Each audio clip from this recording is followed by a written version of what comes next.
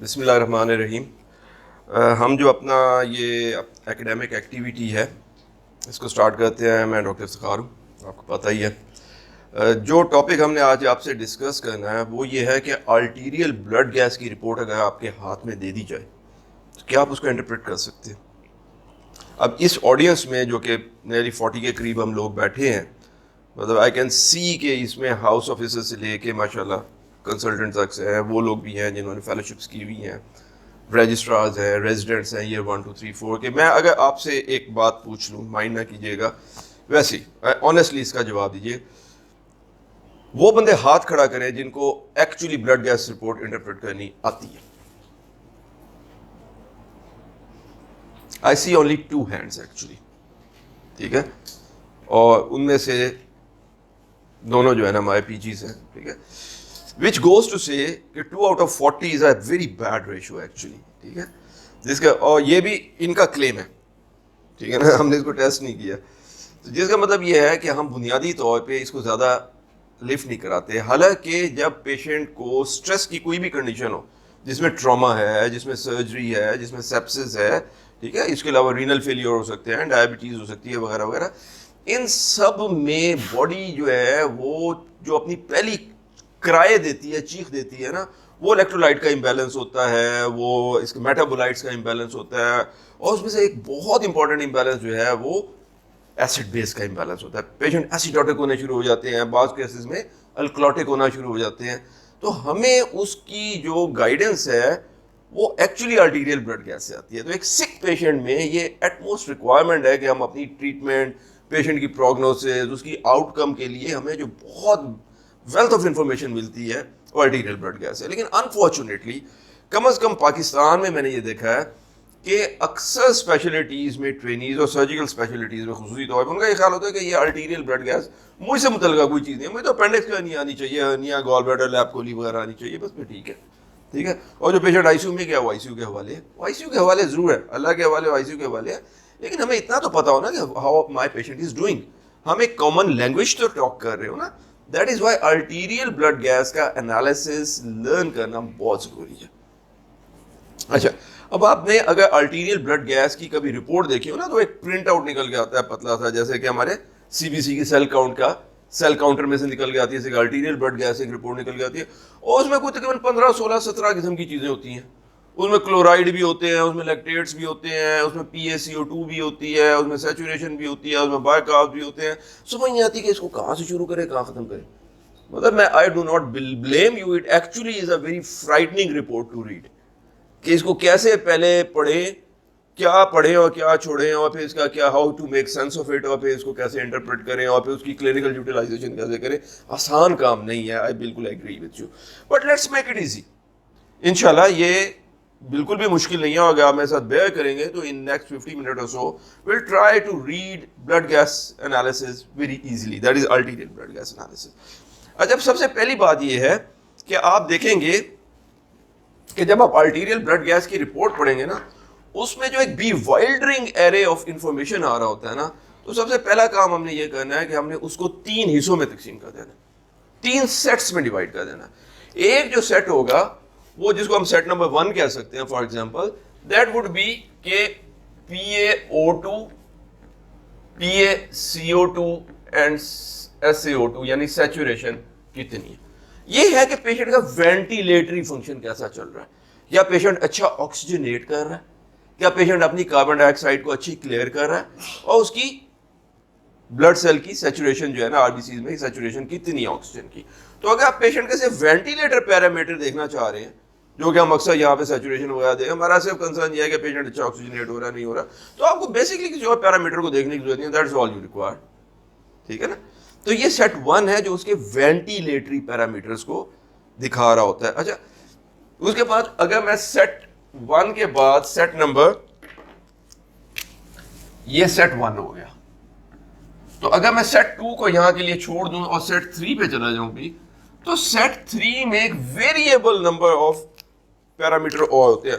मिसाल के तौर पे वहां पे ये आपको पता चल जाएगा कि सोडियम कितना है, आपको ये पता चल जाएगा कि पोटेशियम कितना है, आपको ये पता चल जाएगा क्लोराइड्स कितने हैं, आपको पता चल जाएगा लैक्टेट्स कितने हैं, आपको पता चल जाएगा मैग्नीशियम्स कितने, मतलब बेतहाशा चीजें बेहतर, हीमोग्लोबिन कितनी है, हिमेटोक्रिट कितना है, ठीक है ना। तो हम यहाँ पे ये सारी चीजें लिखते जाते हैं।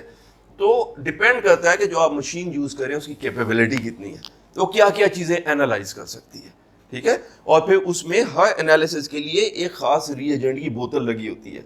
तो क्या आपने वो बोतल लगाई है कि नहीं? मिसाल तौर पे आपने हीमोग्लोबिन हिमेटोक्रिट मेजर करने वाली बोतल अगर नहीं लगाई है तो हीमोग्लोबिन हिमेटोक्रिट मेजर नहीं करेगी, हालांकि मशीन में कैपेबिलिटी है। तो इसलिए ये है सेट 3। तो मैं ये कहूंगा कि सेट 1 जो है वो वेंटिलेटरी पैरामीटर है कि ऑक्सीजनेशन वगैरह कैसी है। हो सकता है बाज़ का आप सिर्फ यही को देखने हो, आप बाकी में इंटरेस्टेड ही ना हो सकता है कि आप सिर्फ इनमें से किसी चीज में इंटरेस्टेड हो। ये आपको ब्लड गैस के एनालिसिस में भी हेल्प करती है, लेकिन स्टैंड अलोन भी इसकी जरूरत होती है। मिसाल के तौर पे एक पेशेंट है, रीनल फेलियर में आया है, बड़े प्रॉब्लम है उसको, आपको ये खदशा है कि पेशेंट हाइपर क्लीमिक हो रहा है, तो पोटेशियम की वैल्यूएशन का शायद सबसे क्विक तरीका ये होता है कि आप उसकी ब्लड गैस रन करें, आपको पोटेशियम मिल जाती है। आपका इंटरेस्ट हो सिर्फ पोटेशियम है या सिर्फ लैक्टेट्स है, तो ये पॉसिबिलिटीज भी एग्जिस्ट कर रही हैं, ठीक है। तो हम ये कहेंगे कि आप इसको भी थोड़ा सा साइड पे रख लें। एक तीसरा पैरामीटर का जो सेट होता है ना, उसको हम सेट नंबर 2 कह देते हैं। मिसाल के तौर पे जो सेट नंबर 2 है उसमें 5 चीजें जो है ना वो आ रही होती हैं, ठीक है ना। 5 चीजें ये होती हैं कि ये है एक्चुअली वो पैरामीटर। सेट 2 में वो 5 रीडिंग्स आ रही होती हैं जो कि पेशेंट की एसिड बेस बैलेंस को बता रही होती है कि एसिड बेस बैलेंस कैसा चल रहा है। मिसाल के तौर पे पहली चीज उसमें पीएच ही आ रही होती है कि पेशेंट की पीएच क्या है, एसिडिक है कि एसिडिक नहीं है, ठीक है। फिर उसकी PaCO2 आ रही होती है, यानी आर्टरी में पार्शियल प्रेशर ऑफ ऑक्सीजन, उसकी आर्टरी के अंदर, आर्टीरियल ब्लड के अंदर कार्बन डाइऑक्साइड कितनी चल रही है, ठीक। फिर इसी तरीके से इसमें बायकार्ब की लेवल आ रही होती है, ठीक है। तो इस तरीके से ये 3 चीजों के अलावा पेशेंट का जो है ना, इसमें एक और मैयर आ रहा होता है जिसको हम कहते हैं बेस एक्सेस। ये सारी बातें हम अभी 1 मिनट में डिस्कस करते हैं। बेस एक्सेस, और उसके बाद एक चीज होती है उसको कहते हैं एन आयोनिक गैप। तो ये एन आयोनिक गैप कुछ मशीनें कैलकुलेट कर देती हैं, कुछ पे आपको खुद कैलकुलेट करना पड़ता है। तो जब हम इस तक पहुंचे तो ये जो 5 रीडिंग्स आ रही होती है ना, एक्चुअली इनकी बुनियाद पे आप 99% ऑफ डिटेक्शन कर रहे होते हैं कि पेशेंट का एसिड बेस स्टेटस कैसा चल रहा है, पेशेंट एसिडोटिक है, अल्कलोटिक है, क्या है, और अगर है तो फिर उसकी वजूहात क्या हो सकती है ताकि उसको ट्रीट किया जाए, ठीक है ना। मिसाल के तौर पे रोज एक ग्लास आपका टूट जाता है, आप कहते हैं क्या हो जाए, रोज एक ग्लास टूट जाता है, नया सेट मैंने खरीदा था, पता चला बिल्ली आगे तोड़ जाती है ना। तो बिल्ली वजह से आप बिल्ली को बाहर रखेंगे तो इंशाल्लाह ग्लास टूटने बंद हो जाएंगे। तो इस तरीके से अब हम क्योंकि सेट नंबर 3 के साथ कंसर्न है बहुत ज्यादा, क्योंकि जैसे मैंने आपको बताया कि इसकी जो इंपॉर्टेंस है वो वेंटिलेटरी है, ये मुतफरिक है, इसमें बहुत सारी चीजें हैं, ठीक है। लेकिन अगर हम किसी का एसिड बेस बैलेंस देख रहे हैं तो बुनियादी तौर पे अपने लिए पहली सहूलत तो ये पैदा करें ना कि इन 5 पैरामीटर को निशान लगा दें कि यार मैंने अभी फॉर द टाइम बीइंग सिर्फ इन पे कंसंट्रेट करना, ठीक है, बाकी चीजों को भूल जाएं थोड़ी देर के लिए। तो हम क्या करते हैं कि हम बाकी सेट्स को मिटा। तो लेट्स कंसंट्रेट ऑन सेट 3, ठीक है। तो अगर आपने पेशेंट के एसिड बेस को करना है तो जो पेशेंट का आर्टीरियल ब्लड गैस इवैल्यूएशन होती है उसका मकसद ही एक्चुअली ये होता है कि आप पेशेंट का एसिड एंड बेस स्टेटस देख रहे हैं। तो जब आपको कोई कहे कि can you kindly interpret the blood gas report, तो असल में वो आपसे पोलाइटली यही कह रहे होते हैं कि क्या आप पेशेंट के एसिड बेस बैलेंस के ऊपर कमेंट कर सकते हैं। तो जब आपने करना है तो आपने एक्चुअली ये पैरामीटर देखें, ठीक है, इसमें कोई मुश्किल बात तो नहीं है। Very good. तो अब हम इससे एक स्टेप आगे की तरफ चलते हैं, और वो ये है कि नॉर्मेलिटीज क्या है। क्योंकि देखें, जब अगर आप कहें कि जी पेशेंट को हाइपरक्लीमिया कि हाइपोक्लीमिया, मुझे मेरे लिए बड़ी अहम बात है, तो हमें पहले पता चलना चाहिए ना कि नॉर्मोक्लीमिया क्या है, नॉर्मल पोटेशियम कितनी होती है। फिर ही पता चलेगा कि नॉर्मल पोटेशियम क्योंकि तकरीबन 4 के अराउंड 3.7 से लेके 4.7 5.2 तक होती है, तो ही हमें पता चलेगा भाई 7 खतरनाक है बहुत ज्यादा, 2 खतरनाक है बहुत कम है। तो इसलिए अब हम ये देख लेते हैं कि नॉर्मेलिटीज क्या है, ठीक है। और ये नॉर्मेलिटीज बड़ी ही आसान है, इसको याद रखना बड़ा जरूरी है कि जब तक हम इसको याद नहीं रखेंगे हम आगे नहीं चल सकते।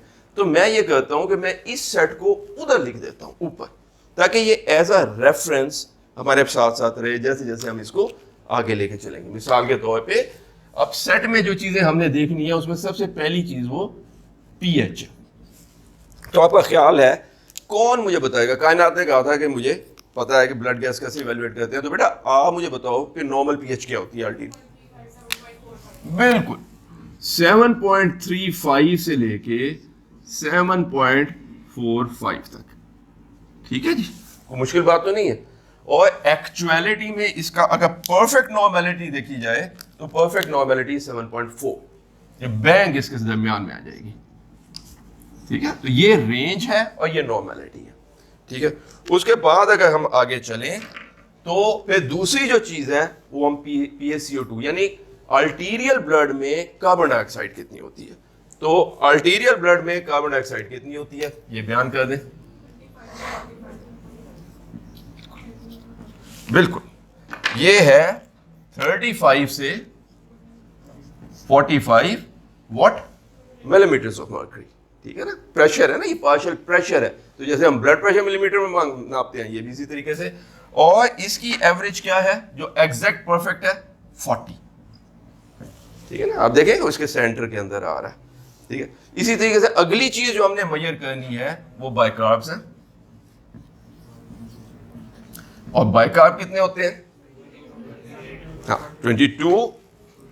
तो अगर आप मुझे थोड़ी सी फ्रीडम दे दें तो मैं ये कहूंगा कि 22 to 27 होते हैं। इसको अगर आपको भूलने लगे ना तो ये उर्दू में बड़ा अच्छा राइम हो जाता है, 22 से 27। क्या होता है? 22 से 27। ठीक है ना, तो 22 से 27। और अगर आप इसका परफेक्ट सेंटर ढूंढना चाह रहे हैं तो वो परफेक्ट सेंटर इज 25। ठीक है जी। अच्छा, इसके बाद अगली जो चीज थी वो क्या है? Base excess. तो बेस एक्सेस पता है आपको कितनी होती है? अच्छा, आपको नहीं पता, ये मैं आपको बता देता हूं। ये -3 से लेके +3 तक होती है। -3 से +3 तक, यानी आप कहें कि 0 जो है ना इसका सेंटर बनता है। ठीक है, और आखिरी चीज है एन आयोनिक गैप। तो एन आयोनिक गैप कितना होता है एक नॉर्मल बंदे में? हाँ, मतलब इसकी वेरियस रेंजेस है। हम एक फिगर पे एग्री करते हैं, उसको अपना रेफरेंस पॉइंट लेके आगे चलेंगे। ये एक्चुअली 6 से 16 तक अगर आप इसको रख लें तो ये एक रीजनेबली एक्यूरेट है।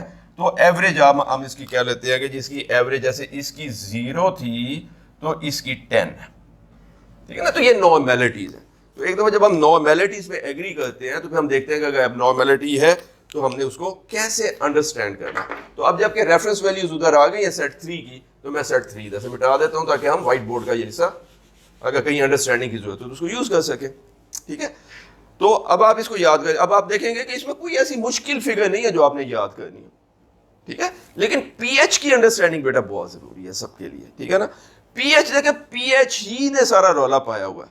बॉडी के जितना एंजाइम सिस्टम है वो अल्लाह ताला ने इस तरीके से डिजाइन किया है कि ये बहुत नैरो रेंज के अंदर काम करता है, 0.35 से 0.45। इसके ऊपर नीचे अगर होना ये शुरू हो जाए तो बॉडी तड़पना शुरू हो जाती है, उसकी जान निकलना शुरू हो जाती है लिटरली।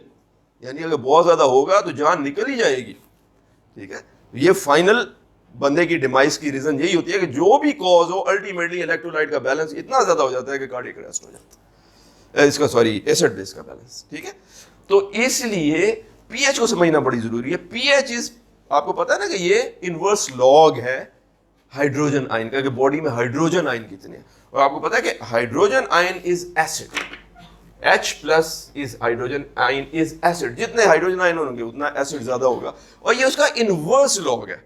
यानी जितने हाइड्रोजन आयन ज्यादा होंगे पीएच उतनी कम होगी, और जितने हाइड्रोजन आयन कम होंगे उतनी पीएच ज्यादा होगी। Thereby पीएच जो है वो मूव करती है बिटवीन 0 to 14। यानी जो बहुत एसिडिक चीज है वो 0 है, और जो सबसे ज्यादा अल्कलाइन या बेसिक है वो 14 है, और दरमियान में बैंग इसके है 7। तो जो बिल्कुल न्यूट्रल वाटर होता है उसकी पीएच 7 होती है। तो आप देख रहे हैं कि बॉडी की पीएच क्या है? 7.4, यानी यहां कहीं बॉडी खड़ी है, यहां कहीं 7.4 पे। तो बॉडी इधर काम करती है बहुत अच्छा। तो बॉडी स्लाइटली अल्कलाइन, तो इसमें ये बहुत बड़ी रद्दोबदल जो है ना उसको बर्दाश्त नहीं करती है। 7 तक आना तो बिल्कुल ही बर्दाश्त नहीं करती है, और 6 तक जाना भी बिल्कुल बर्दाश्त नहीं करती है। तो इस तरीके से आप देखें कि ये जो प्रॉब्लम्स हैं इनको अंडरस्टैंड करने की जरूरत है कि पीएच क्या है। तो हमारी पीएच जो है ना वो बहुत नैरो रेंज में है। तो अब 7.4 नॉर्मेलिटी है, लेकिन 7.35 या 7.45 को हम नॉर्मल समझ लेते हैं। समझ इसलिए लेते हैं कि अब मिसाल के तौर पे मैं स्विमिंग करनी है, मैंने डाइव करना है, तो मैं क्या कहूँगा, लंबा सांस लूंगा, सांस रोक के तो डाइविंग शुरू करके तो स्विमिंग शुरू कर दूंगा, ठीक है। तो उसमें देखिए मैं सांस नहीं ले रहा, मेरी कार्बन डाइऑक्साइड एक्यूमुलेट होती जाएगी एंड पीएच जो है मेरी फॉल होती जाएगी 7.4 से 7.4 से 7.39, 7.38, 7.37 की तरफ जाएगी। मैं स्लाइटली एसिडिक होता रहूंगा, लेकिन क्योंकि मैं नॉर्मल हूं तो थोड़ी देर बाद मेरी बॉडी मुझे बताएगी कि भाई अब सांस टूट रहा है, मैं बाहर आऊंगा, 2-3 लंबे सांस लूंगा, सारी कार्बन डाइऑक्साइड ब्लो कर दूंगा, कार्बन डाइऑक्साइड वापस नॉर्मल, पीएच सारी दोबारा नॉर्मल पे, ठीक है। तो होता क्या है कि normal day to day life में मैं कभी एसिड प्रोड्यूस कर रहा हूँ, कभी एसिड वॉश आउट कर रहा हूँ, कभी अल्कली प्रोड्यूस कर रहा हूँ, कभी, तो मैं पेंडुलम की तरह ना थोड़ा थोड़ा स्वे करता रहता हूँ सेंटर से, लेकिन 7.4 के अराउंड रहता हूँ। तो मुझे कितना स्वे करने की इजाजत है, 7.35 से लेकर 7.45 तक, सेंटर बीइंग 7.4। तो ये पीएच का कॉन्सेप्ट है बॉडी की पीएच का, ठीक है। अब हम जब ब्लड गैस एनालिसिस के लिए जा रहे होते हैं तो हमारा कॉन्सेप्ट ये होता है कि हमने पहली बात तो ये देखनी है कि क्या इस वक्त बॉडी अल्कलॉटिक है कि एसिडोटिक है। ये एक सिंपल सी बात है, और अगर अल्कलॉटिक है तो उसकी वजह क्या, और फिर उसको ठीक कर ले, बस इतनी सी बात है। और एसिडोटिक है तो उसकी वजह क्या। तो वो बॉडी कब हम कहेंगे कि जी वो एसिडोटिक हो गई है, जब वो 7.35 से पीएच नीचे हो जाएगी, तो हम कहेंगे जी एसिडोसिस हुई है बंदे को। और जब 7.45 से ऊपर चढ़ जाएगी तो फिर अल्कलोसिस। क्या इसमें कोई मुश्किल कॉन्सेप्ट तो नहीं है कि बॉडी की एसिडोसिस क्या है और बॉडी की अल्कलोसिस क्या है। तो 7.35 एंड 7.45 के दरमियान रेंज को आपने नॉर्मल तस्लीम कर लिया, ठीक है।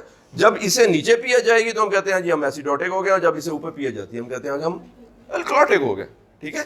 अच्छा, अब ये है कि ये एसिडोसिस एंड अल्कलोसिस का प्ले आपस में कैसे चल रहा है, ठीक है ना। इनमें से आप यूं समझ लें कि एक ठंडा है एक गर्म है, उन दोनों को मिला के हम एक मोतदिल पानी कर रहे हैं ना। सुबह सुबह नहाना था, शावर था नहीं, बाल्टी रखी हुई है, तो एक बाल्टी में बहुत गर्म पानी है, एक में बहुत ठंडा पानी है, और एक खाली बाल्टी पड़ी है। तो हम क्या कहते हैं, कुछ थोड़ा सा ठंडा पानी लेते हैं, थोड़ा सा गर्म लेते हैं, हाँ अब ठीक है, अब नहाने के लिए फिट हो गया पानी। ऐसे ही है ना। तो दो अपोजिंग चीजें हैं, एक एसिड है एक अल्कली है, और उन दोनों का इंटरप्ले डिटरमिन करता है कि हमारे पास क्या आया। बॉडी बिल्कुल इसी तरीके से, बॉडी के पास कुछ ठंडा पानी है और कुछ गर्म पानी है, उसको मिला के वो मोतदिल पानी प्रोड्यूस करती रहती है। बॉडी के पास एक एसिड है और बॉडी के पास एक अल्कली है, और इन दोनों को मिला के बॉडी अपने पीएच को एक नैरो रेंज दैट इज 7.35 से 7.45 के दरमियान मेंटेन रखती है। वो अब गर्चे बॉडी में बहुत सारी जो सब्सटेंसेस हैं वो एसिडिक या बेसिक है। मिसाल के तौर पे एल्ब्यूमिन भी एक बफर है, ठीक है ना। इसी तरीके से और बहुत लैक्टिक एसिड है, कीटो एसिड है, या जो कीटो एसिडोसिस में प्रोड्यूस हो जाता है। हम एस्प्रिन की जब गोली खाते हैं तो भी एसिडोटिक हो जाते हैं, क्योंकि सैलिसिलिक एसिड है। आप सलाद खाते हैं उसके पास सिरका डला हुआ तो एसिटिक एसिड है। तो छोटे मोटे बड़े लंबे चौड़े कई किस्म के ऑर्गेनिक नॉन ऑर्गेनिक एसिड और अल्कलीज जो है ना बॉडी में काम कर रही हैं, लेकिन उनका जो ओवरऑल इंपैक्ट है वो बहुत बड़ा नहीं है। आप दूसरा कॉन्सेप्ट जो हमने, पहला कॉन्सेप्ट हमने समझा था कि पीएच क्या है और बॉडी की पीएच कितनी होती है। दूसरा कॉन्सेप्ट ये समझना है कि इस पीएच में मेंटेन रखने के लिए वो जो एक कॉन्सेप्ट है कि ठंडा पानी भी हो गर्म भी हो तो उनको मिला के मोतदिल करना है, एसिड भी हो अल्कली भी हो, उनको इस प्रोपोर्शन में मिलाएं कि टोटल पीएच फाइनल जो है ना 7.4 अचीव हो जाए। इसको अंडरस्टैंड करने के लिए ये बिल्कुल एक सीधी सी बात है कि बॉडी के पास एक मेजर एसिड है और एक मेजर अल्कली है, वो उसी को मैन्यूवर करके अपनी पीएच को सही करती रहती है। और भी है, लेकिन फॉर अंडरस्टैंडिंग पर्पसेस आप और को छोड़ दीजिए। क्यों छोड़ दीजिए? इसलिए नहीं कि वो कोई काम रोल नहीं प्ले करती, इसलिए कि उनका इन्फ्लुएंस रिलेटिवली बहुत कम है। अगर आप इसको अंडरस्टैंड कर लेंगे तो ये आपकी मेजर अंडरस्टैंडिंग को क्लियर कर देगा। फिर जब आप एडवांस होंगे तो फिर आप बाकी चीजों के इन्फ्लुएंसेस भी समझना शुरू कर दें। तो फॉर द टाइम बीइंग हम ये अंडरस्टैंड करेंगे कि बॉडी का जो मेन एसिड है वो भी एक है, मेन अल्कली है वो भी एक है, और बॉडी इंटरप्ले कर रही है इन दोनों को। जब एसिडोसिस होती है तो वो क्या करती है, या तो उस एसिड को वॉश आउट करने की कोशिश करती है या थोड़ी सी अल्कली डाल के उसको न्यूट्रलाइज कर देती है। ये बिल्कुल सिंपल है। तो अब बॉडी का जो मेन एसिड है वो जो है, हम इसको जो बॉडी का मेन एसिड है हम इसको बॉडी एसिड कह देते हैं, ठीक है। और इसी तरीके से एक बॉडी अल्कली होगी and pH is an interplay of that. तो जो बॉडी का जो मेन एसिड है दैट इज कार्बन डाइऑक्साइड, और बॉडी की मेन एल्कली है बाइकार्ब्स, ठीक है जी। कार्बन डाइऑक्साइड क्यों, कि आप जैसे ही कार्बन डाइऑक्साइड को वाटर के साथ मिलाते हैं तो ये कार्बोनिक एसिड बन जाता है। तो that is why it is very acidic. और बॉडी में तो पानी के अलावा गुजारा ही नहीं है ना, बॉडी तो कहीं पे भी ड्राई नहीं है, बॉडी 70% वाटर। तो इसलिए बॉडी का मेन एसिड कार्बन डाइऑक्साइड है और बॉडी की मेन अल्कली बाइकार्ब्स है, ठीक है ना। तो ये अल्कली है। तो इसलिए आप अंडरस्टैंड कीजिए कि बॉडी में ये मेन एसिड है और ये मेन अल्कली है। जो कुछ भी शर या खैर हो रहा है, ठीक है ना, एसिड बेस लेवल पे, एसिड बेस के फ्रंट पे जो भी खैर हो रही है, अच्छाई हो रही है, जो भी डिजीज हो रही है, वो इन्हीं दो में से किसी का फैलाया हुआ फसाद है और यही उसको क्रैक करने की कोशिश भी कर रहे हैं। ओके, अच्छा अब आप समझे कि बॉडी में कार्बन डाइऑक्साइड का क्या रोल है, ये किधर से आ रही है, प्रोड्यूस तो सारी बॉडी कर रही है। जब भी कार्बोहाइड्रेट्स का मेटाबॉलिज्म होता है तो आपको पता है कार्बोहाइड्रेट जब टूटते हैं, कैटाबोलाइज होते हैं, तो carbon dioxide and water produce होता है। तो वाटर तो न्यूट्रल है, पीछे रह गया carbon dioxide. Carbon dioxide is very acidic. लेकिन कार्बन डाइऑक्साइड का बॉडी से एक्सक्रीशन का ऑलमोस्ट आप कह लेते हैं कि एक्सक्लूसिव एक तरीका है, और वो क्या है, रेस्पिरेशन, सांस। कि अगर मैं चाहूं तो मैं लंबे सांस लूं, मैं 8-10 लंबे सांस लूं, बहुत सही कार्बन डाइऑक्साइड वॉश कर दूंगा, ले जी मैंने अपनी जो एक्स्ट्रा एसिड है उसको बॉडी से क्लियर कर दिया। और अगर मेरी बॉडी को एसिड की जरूरत है तो मैं थोड़ी देर के लिए अपना सांस रोक लूं तो कार्बन डाइऑक्साइड काफी सारी एक्यूमुलेट हो जाएगी, एसिड आ जाएगा। तो जो कार्बन डाइऑक्साइड है ये बॉडी का मेन एसिड है, ठीक है। इसलिए अगर एक बंदा उसका सांस रुक जाए किसी वजह से, मिसाल तौर पे कोई बंदा उसके मुंह पे ही हाथ रख देता है ना, किसी का गला घोटने की कोशिश करता है, या प्रैक्टिकल मेडिकल एग्जांपल में आप देखें कि एक पेशेंट है, उस पर आपने हर्निया का ऑपरेशन या गॉल ब्लैडर का ऑपरेशन करना था, एनेस्थेटिस्ट ने उसको मसल रिलैक्सेंट दे दिया, अब उसे ट्यूब नहीं डल रही, डिफिकल्ट एयरवे था, अब पेशेंट तो ब्रीथ नहीं कर रहा, उसकी कार्बन डाइऑक्साइड क्या होगी, एक्यूमुलेट होनी शुरू हो जाएगी, पेशेंट को हाइपरकार्बिया होना शुरू हो जाएगा, एंड पेशेंट जो है कार्बन डाइऑक्साइड की एक्यूमुलेशन की वजह से एसिडोटिक होना शुरू हो जाएगा, ठीक है। तो इस तरीके से आप देखें कि जब वो ट्यूब डल जाएगी, आप 4-5-6 पफ ऊपर नीचे हाइपर वेंटिलेट करें, उस सारी कार्बन डाइऑक्साइड जो कटी जो निकल जाएगी। तो इसलिए वो तमाम फिनोमेना या वो तमाम एसिड बेस की डिरेंजमेंट जो कार्बन डाइऑक्साइड की वजह से हो रही हैं, वो असल में रेस्पिरेटरी सिस्टम की एक रिफ्लेक्शन है, वो रेस्पिरेटरी सिस्टम में कोई प्रॉब्लम हुआ है, ठीक है। मिसाल के तौर पे मैं आपसे ये कहूं कि एक बंदा जो है वही है कि आपने उसको रिलैक्सेंट दे दिया, ट्यूब नहीं डली आपसे, कोई प्रॉब्लम हो गया, जब तक सीनियर आएगा उस वक्त तक पेशेंट ब्रीथ नहीं कर रहा, तो कार्बन डाइऑक्साइड क्योंकि एक्यूमुलेट हो रही है, तो इसका क्या मतलब है कि कार्बन डाइऑक्साइड ज्यादा होने का क्या मतलब है, एसिड ज्यादा हो रहा है, एसिड ज्यादा होने का क्या मतलब है, पेशेंट एसिडोटिक हो रहा है, एसिडोटिक पीएच में कैसा नजर आएगा, पीएच लो हो जाएगी। तो ये पेशेंट हम कहते हैं कि जी पेशेंट इज इन एसिडोसिस।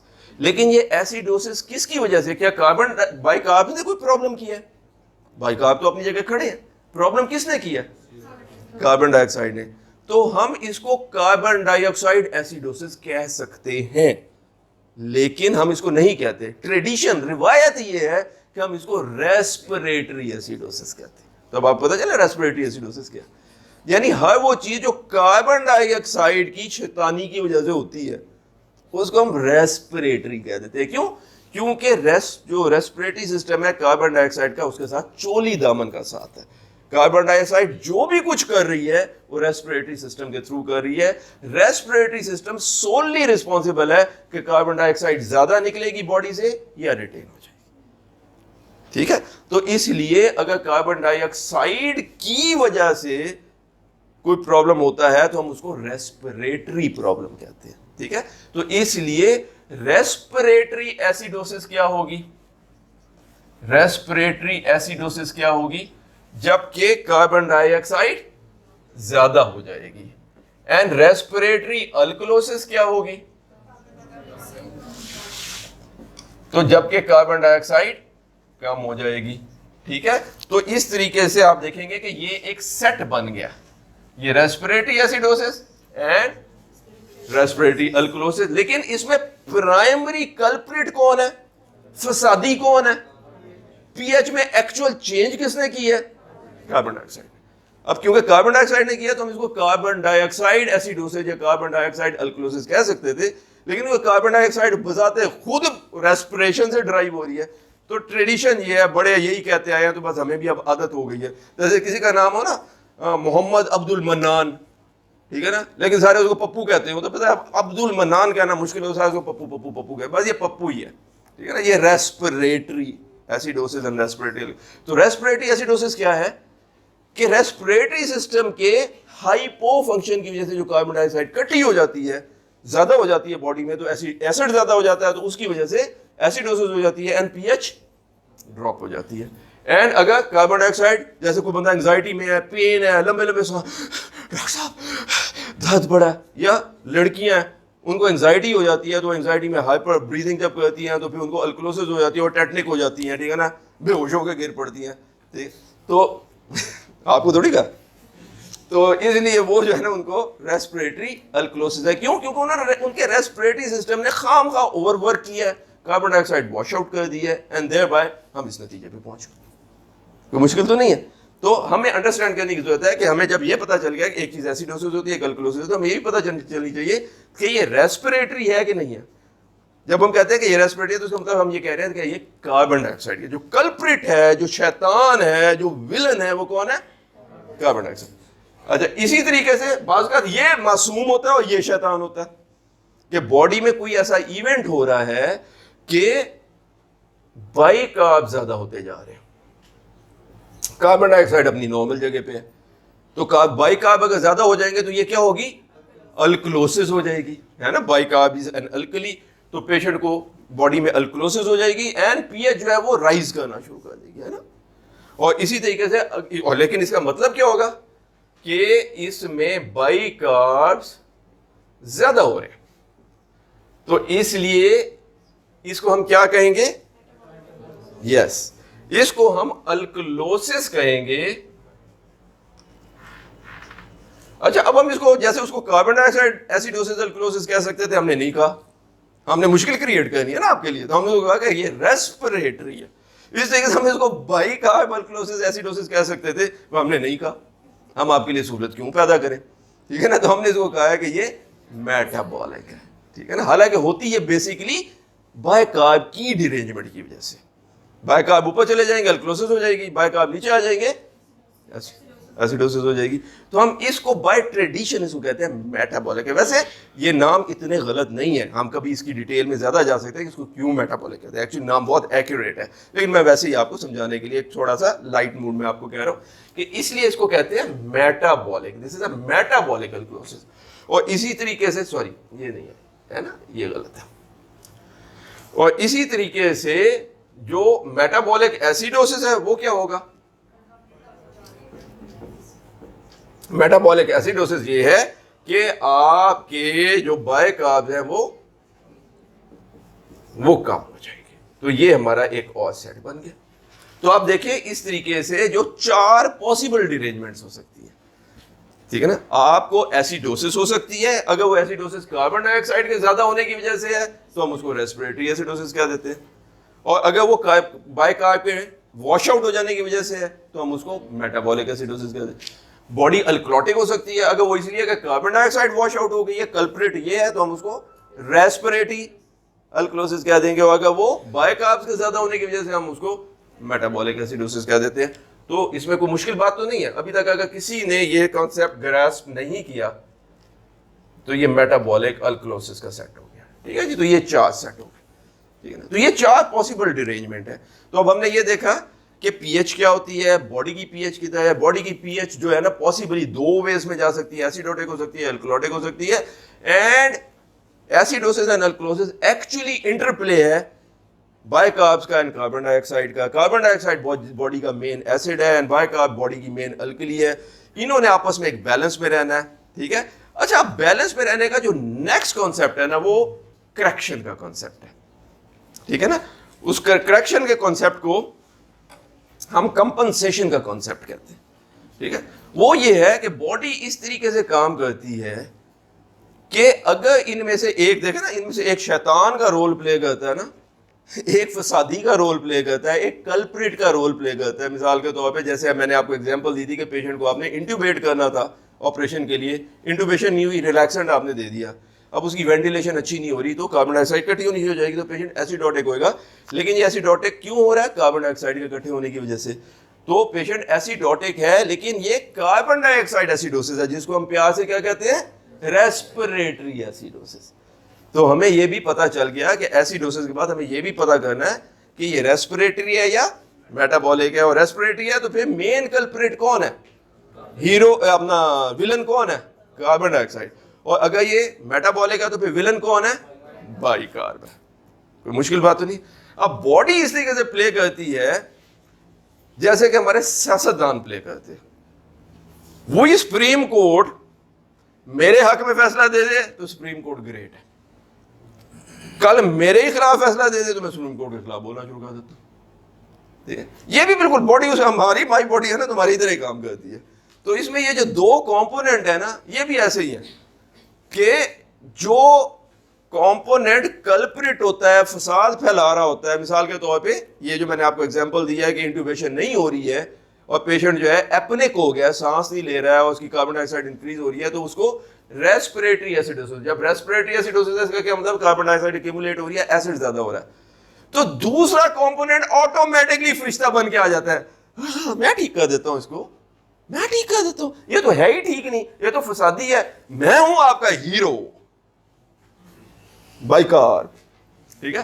तो that is how body place. Body में हमेशा यही हो जाता है कि ये दोनों कंपोनेंट एक दूसरे के अगेंस्ट काम कर रहे होते हैं, ठीक है। इनमें से हमेशा कुछ ऐसी कंडीशन है जिसमें दोनों डिरेंज हो जाते हैं, उसको मिक्स कहते हैं। हम मिक्स को डिस्कस नहीं करेंगे क्योंकि आप जिस स्टेज पे इसको लर्न कर रहे हैं ना, let us set it aside, क्योंकि 99% केसेस में ये ऐसे ही होता है जैसे मैं आपको बता रहा हूं। तो लेट अस, हम उसको पहले अंडरस्टैंड कर ले, फिर जब आप एडवांस हो जाएंगे ना इसमें, तो फिर आप इसके ऊपर बिल्ड कर लीजिएगा।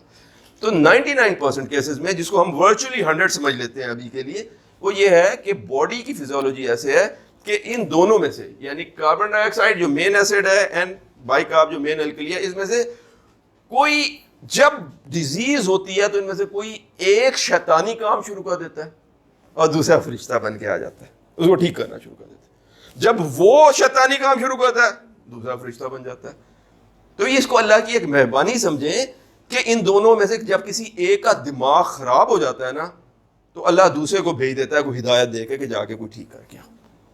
तो all the time one of them is culprit, one of them is villain, one of them is शैतान, ठीक है ना। तो हमारे केस में जहां पे ट्यूब नहीं डली थी, ये शैतान था, कार्बन डाइऑक्साइड जो है वो बढ़नी शुरू हो गई थी। प्राइमरी प्रॉब्लम ये था जिसकी वजह से एसिडोसिस हुई, एनपीएच ड्रॉप हो गई। और क्योंकि इसका प्रॉब्लम नहीं था, ये फरिश्ता बन के, सेवियर बन के मैं तुम्हें बचाने आया हूं, ठीक है ना, तो अपने काम, अपना रोल प्ले करना शुरू कर देता है। तो वो कल्प्रिट है और ये कंपनसेटर है, ये उसको कंपनसेट करने की, ठीक करने की, वो आग लगाने वाला है, ये आग बुझाने वाला है। लेकिन मिसाल के तौर पे रीनल फेलियर हो जाए एक बंदे को, उसमें ये कल्प्रिट बन जाता है। क्यों? क्योंकि उसमें मेटाबॉलिक एसिड्स इकट्ठे होना शुरू हो जाते हैं। कार्बन डाइऑक्साइड का इशू नहीं होता, सांस का कोई प्रॉब्लम नहीं है उसको, तो पेशेंट एसिडोटिक हो जाता है। क्यों? क्योंकि बाइकार्ब्स वॉश आउट हो जाते हैं, या जो बहुत सारा एसिड बॉडी में इकट्ठा हो गया उसको न्यूट्रलाइज करने में यूटिलाइज हो जाते हैं, खत्म हो जाते हैं, इस्तेमाल हो जाते हैं, कंज्यूम हो जाते हैं। तो इनकी कमी की वजह से पेशेंट जो है वो एसिडोटिक हो जाता है। लेकिन ये रेस्पिरेटरी नहीं है, ये कौन सी एसिडोसिस है? बाइकार्ब एसिडोसिस, जिसको प्यार से क्या कहते हैं? हाँ, मुन्नो मेटाबॉलिक एसिडोसिस, है ना, मेटाबॉलिक एसिडोसिस। तो ये मेटाबॉलिक एसिडोसिस, इसमें अब ये कल्प्रिट हो गया, ठीक है। तो हमारा फरिश्ता जब आसमान से उतर के आता है तो वो कैसे इसको ठीक करने की कोशिश करता है कि पेशेंट बड़े बड़े सांस लेता है तो कार्बन डाइऑक्साइड जब वॉश आउट होती है तो किसी हद तक एसिड की कमी होती है, तो वो जो पीएच बहुत एसिडोटिक हो गई होती है, 7.29 पे पहुंची होती है, वो कुछ बेहतरी की तरफ रमा दफा हो जाती है।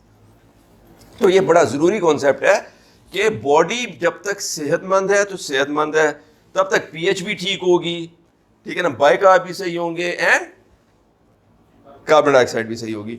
जब कोई प्रॉब्लम होता है तो वो प्रॉब्लम या इस एंड पे होता है या इस एंड पे होता है, क्योंकि ये मेन एसिड है, ये मेन अल्कली है, या वो खराब हो जाएगा, ये वो।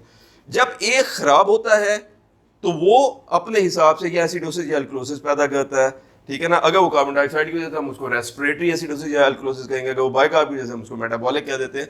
दूसरा फौरन जंप इन करता है to get the things better, चीजों को ठीक करने के लिए आ जाता है।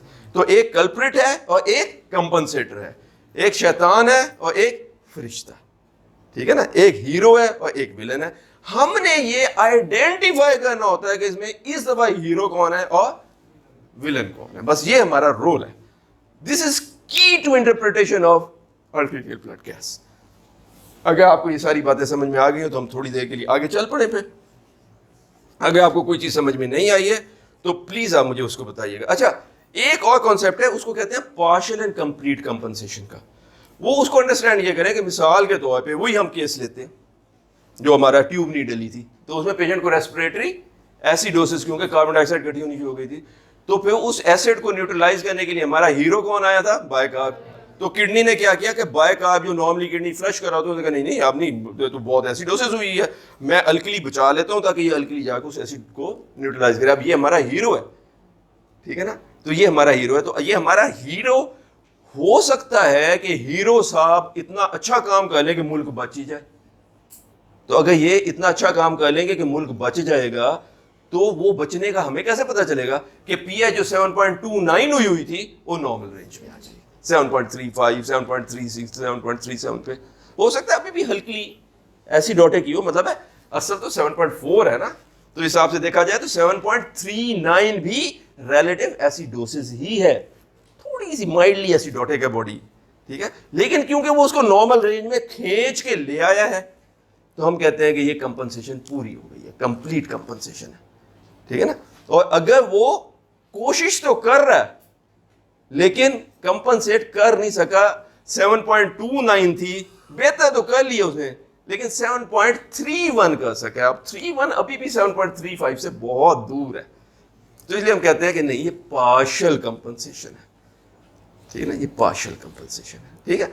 तो ये बेसिक कॉन्सेप्ट्स आपको अगर समझ में आ गए हैं तो अब हम आगे चलते हैं। राइट, अब जो ये थे बेसिक कॉन्सेप्ट, अभी तक हमने ब्लड गैस को इंटरप्रेट करना शुरू नहीं किया, अब शुरू करते हैं।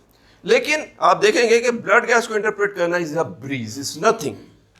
मुश्किल चीज थी इन कॉन्सेप्ट्स को अंडरस्टैंड करना। वंस आपने कॉन्सेप्ट अंडरस्टैंड कर लिया, बाकी बात तो उनकी मतलब उसको इंप्लीमेंट करना, बाकी तो कुछ भी नहीं है, ठीक है। अच्छा, जब आपने ब्लड गैस को इंटरप्रेट करना है तो उसके लिए हमारा जो तरीका है, जो जिस तरीके से मैं इसको पढ़ाता और सिखाता हूँ, मैं अब इसको ना थोड़ा सा मिटाने लगा हूँ आपके लिए, लेकिन उसको छोड़ दूंगा ताकि आप को अगर किसी को कोई रेंज याद नहीं है तो वो इधर से रेफरेंस ले सके, ठीक है। तो हम इसको कहते हैं 5 स्टेप अप्रोच। क्या कहते हैं? 5 स्टेप अप्रोच। पहला स्टेप ये है कि देखिए, मैंने आपको बताया कि जब हम ब्लड गैस किसी को कहते हैं कि जी बेटा ये ब्लड गैस की रिपोर्ट है, इंटरप्रेट करके तो बताएं, तो असल में मैं आपसे क्या कह रहा हूं कि आप मुझे बताएं कि पेशेंट का एसिड बेस स्टेटस कैसा है, ठीक है ना, यही कह रहा हूं ना मैं आपसे, यही तो मैंने आपसे बात की है। तो इसमें जो पहला क्वेश्चन, पहला स्टेप है ना, वो हमने ये देखना है। अब पहला क्वेश्चन हम देख रहे हैं वो ये है कि इज देयर अ प्रॉब्लम। ये पहला क्वेश्चन है, ये स्टेप 1 है। तो ये हमारी 5 स्टेप अप्रोच है।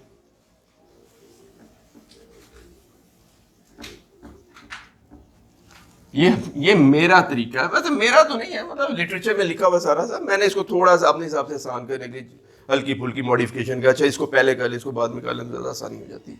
बट आई फील कि ये एक बड़ा आसान तरीका है। तो सबसे पहले हमने ये देखना है कि क्या पेशेंट जो है उसको कोई प्रॉब्लम है भी कि नहीं है। अब हमें कैसे पता चलेगा इस बात का, ठीक है।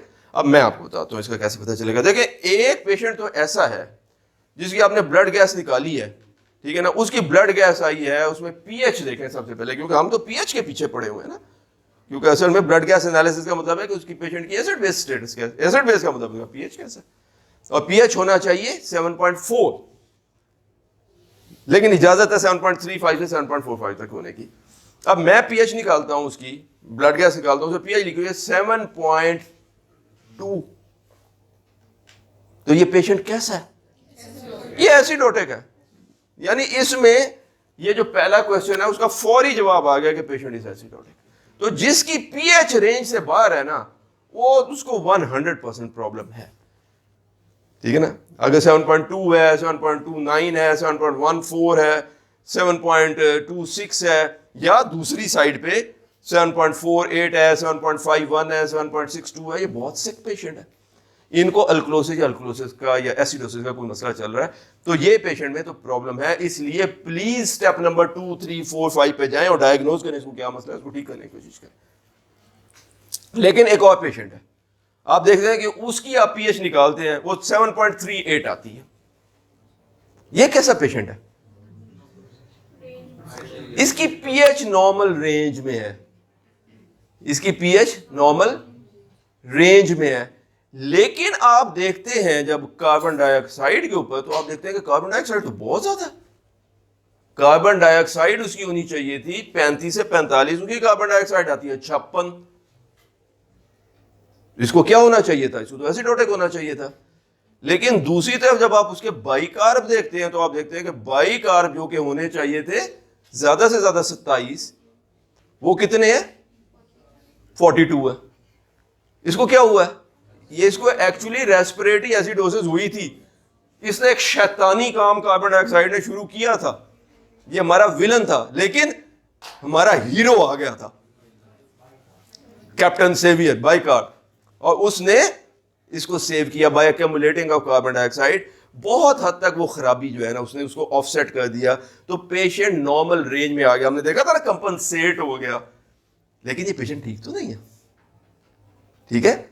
तो इसका मतलब ये हुआ कि जिसकी पीएच खराब है वो तो सर्टेनली खराब है, जिसकी पीएच रेंज से आउट है वो तो सर्टेनली खराब है। जिसकी पीएच रेंज में भी है ना, तो उसकी पॉसिबिलिटी दो है, या तो यह है कि वो ठीक है, या यह है कि वो ठीक नहीं है। फरिश्ते ने, हीरो ने आके उसको कंपनसेट करके ठीक कर दिया हुआ है, ठीक है। तो इसलिए ठीक कौन है, ठीक सिर्फ वो है जिसकी पीएच भी ठीक है, जिसकी कार्बन डाइऑक्साइड भी ठीक है, और जिसकी बाइकार्ब भी ठीक है, ठीक है। पीएच भी ठीक है, यानी जो अल्टीमेट डिसाइडर है कि patient alkalotic acidotic acid base status क्या है, और उनको डिटरमिन करने वाले दोनों फैक्टर भी अपनी अपनी जगह ठीक है। किसी को अपने घर से बाहर आके उस आग को बुझाना नहीं पड़ा, तो इसलिए ठीक सिर्फ वो बंदा है। तो स्टेप 1 क्या है हमारा, स्टेप 1 ये है कि पीएच देखें। अगर पीएच रेंज के अंदर 7.35 से 7.45, तो फिर तो इसकी कई पॉसिबल, लेकिन अगर वो रेंज से बाहर है, ये पेशेंट सर्टेनली खराब है, इसके ऊपर मजीद काम करने की जरूरत है।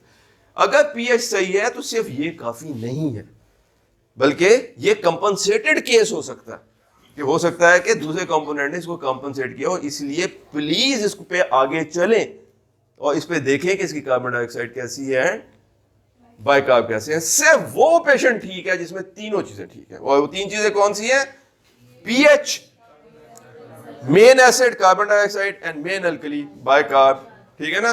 तो फरिश्ता और इन दोनों में से कोई भी फरिश्ते और शैतान का रोल प्ले नहीं कर रहा, दोनों अपने अपने घर चुप करके बैठे, ठीक है ना। तो ये पहला क्वेश्चन है कि क्या ये पेशेंट ठीक है कि ठीक नहीं है। तो हर वो पेशेंट जिसकी पीएच खराब है, या पीएच भले को ठीक हो लेकिन कार्बन डाइऑक्साइड या बाइकार्ब खराब है, ये पेशेंट खराब है, इन पे पूरे स्टेप करें।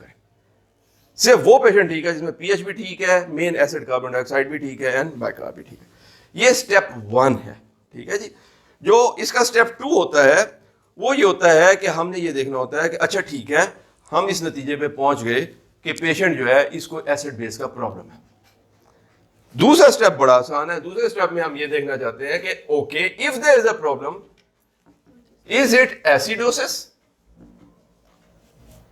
और अल्कलोसिस। यानी हमने पीएच देखी, मैं कहता हूं वो पीएच तो रेंज से बाहर है। भाई रेंज से किधर बाहर है, 7.29 है कि 7.48 है? तो ये दूसरा स्टेप बड़ा आसान है कि जब हमने पहला स्टेप डिटरमिन कर लिया कि आया पेशेंट ठीक है कि नहीं है, और अगर ठीक नहीं है तो फिर क्या डिरेंजमेंट है, हमने अगली चीज क्या डिटरमिन करनी है कि आया पेशेंट एसिडोटिक है या अल्कलोटिक है। हमें उसका कैसे पता चलेगा कि अगर 7.35 से नीचे है तो एसिडोटिक है क्योंकि वो एसिडिक साइड है, और अगर 7.45 से ऊपर है तो अल्कलोटिक है क्योंकि अल्कलाइन साइड है। तो ये स्टेप 2 है, तो बड़ा आसान है। ठीक है, तो पहला स्टेप भी बड़ा आसान है, दूसरा भी है। तो एक्चुअली आप देखेंगे कि आखिर जब 5 स्टेप हो जाएंगे तो आप कहते हो स्टेप तो 5 ही आसान थे, तो रोला क्यों पाया हुआ था? और that is the whole point, to make things so easy for you कि आप कहेंगे it's nothing, it's just piece of cake.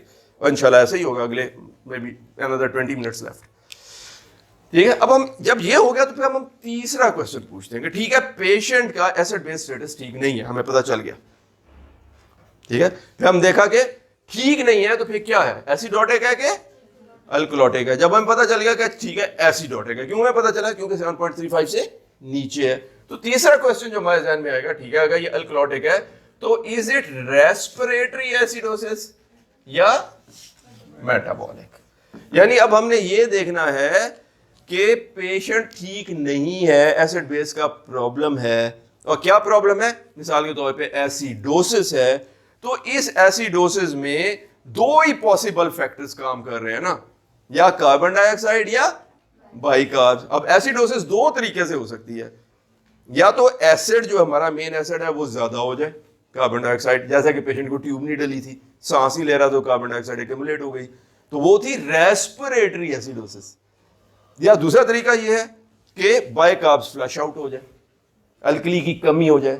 तो एसिडोसिस का 2 तरीके हैं कि एसिड की ज्यादती या अल्कली की कमी। अगर एसिड की ज्यादती हो रही है तो फिर ये कार्बन डाइऑक्साइड की वजह से है, तो फिर दिस इज रेस्पिरेटरी एसिडोसिस।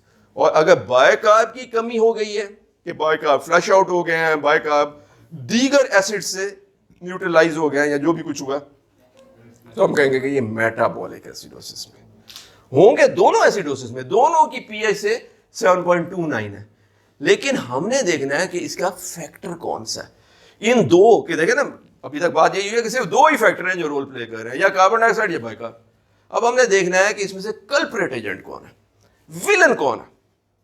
ठीक है, तो आपको कैसे पता चलेगा विलन कौन सा है?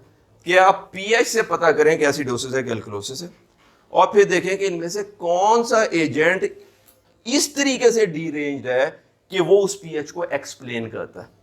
मिसाल के तौर पे पीएच पे वही बात है कि 7.29 है, एसिडोटिक है। ठीक है ना, अब हम एक एग्जांपल कंसीडर करते हैं कि पीएच पेशेंट की है 7.29। तो अब मैं क्या करता हूं कि मैं देखने की कोशिश करता हूं कि मुझे पता है कि पेशेंट एसिडोटिक है और इसकी वजूहात इन 2 में से कोई तीसरी नहीं हो सकती। ठीक है ना, या कार्बन डाइऑक्साइड ज्यादा होएगी या बाइकार्ब कम होएगी। ठीक है, तो अगर कार्बन डाइऑक्साइड की ज्यादती की वजह से है तो हम कहेंगे कि ये रेस्पिरेटरी एसिडोसिस है, और अगर बाइकार्ब की कमी की वजह से है तो हम कहेंगे कि ये मेटाबॉलिक एसिडोसिस। बिल्कुल इसी तरीके से ये भी हो सकता है कि 7.29 की बजाय 7.49 हो। अभी अल्कलोटिक हो गया पेशेंट, अब इसकी भी 2 वजूहत हो सकती है कि या कार्बन डाइऑक्साइड फ्लश आउट हो गई है, एसिड जो है ना बहुत ज्यादा निकल गया इसलिए पेशेंट अल्कलाइन हो गया, या ये है कि अल्कली बहुत सारी जमा हो गई है। ठीक है, तो भी पेशेंट अल्कलोटिक हो जाएगा। तो अगर कार्बन डाइऑक्साइड बहुत कम हो गई है तो पेशेंट को रेस्पिरेटरी अल्कलोसिस है। अगर कार्बन डाइऑक्साइड की बजाय ये बहुत ज्यादा हो गया तो पेशेंट को मेटाबॉलिक अल्कलोसिस है। तो तीसरा स्टेप क्या है? तीसरा स्टेप ये है कि जब हमें ये पता चल गया कि देयर इज अ प्रॉब्लम और वो प्रॉब्लम एसिडोसिस है, तो हमने ये देखना है कि कल्प्रेट एजेंट कौन है। कल्प्रेट एजेंट सिर्फ 2 में से कोई एक होगा, और दूसरा एजेंट क्या कर रहा होगा? वो कंपनसेटरी है, वो फरिश्ता है, वो सेवियर है, वो हीरो है, वो उल्टा जा रहा होगा। क्योंकि वो उल्टा क्यों जा रहा है? क्योंकि वो चीजों को ठीक करने की कोशिश कर रहा है। तो इसको जानना, इसको पहचानना बिल्कुल भी मुश्किल नहीं होता कि प्रॉब्लम यह है कि एसिडोसिस है। ठीक है ना, अब मिसाल के तौर पे मैं आपको बताता हूं, प्रॉब्लम यह है कि पेशेंट की पीएच 7.9 है। ठीक है ना, पेशेंट की पीएच 7.9 है, और मैं ये कहता हूं कि कार्बन डाइऑक्साइड जब हमने मेजर की है वो आई है 52 एंड बाइकार्ब आए हैं 13। ठीक है ना। अब जरा इसको बात देखिएगा क्या है। क्या पेशेंट को प्रॉब्लम है? यस। पेशेंट को प्रॉब्लम क्या है? एसिडोसिस है, अल्कलोसिस है? अल्कलोसिस है। ये अल्कलोसिस को एक्सप्लेन ये रीडिंग करती है या ये रीडिंग करती है? आप देखें, अगर मैं इस रीडिंग को देखूं तो बाइकार्ब तो कम है, तो पेशेंट को एसिडोटिक होना चाहिए था, लेकिन नहीं, ये तो उल्टी रीडिंग चल रही है। हमारी पीएच के मुताबिक ये रीडिंग उल्टी है। सीधी रीडिंग कौन सी है जो इसको एक्सप्लेन करेगी? आई एम सॉरी, नहीं 7 पॉइंट, सॉरी ऐसे। अब सही है ना कि पेशेंट की पीएच 7.29 है, thereby is their problem? Yes, problem है। क्या प्रॉब्लम है? एसिडोटिक है। ठीक है ना। अब पेशेंट को एसिडोसिस, अब हमने ये देखना है कि ये किसकी वजह से है। ठीक है ना।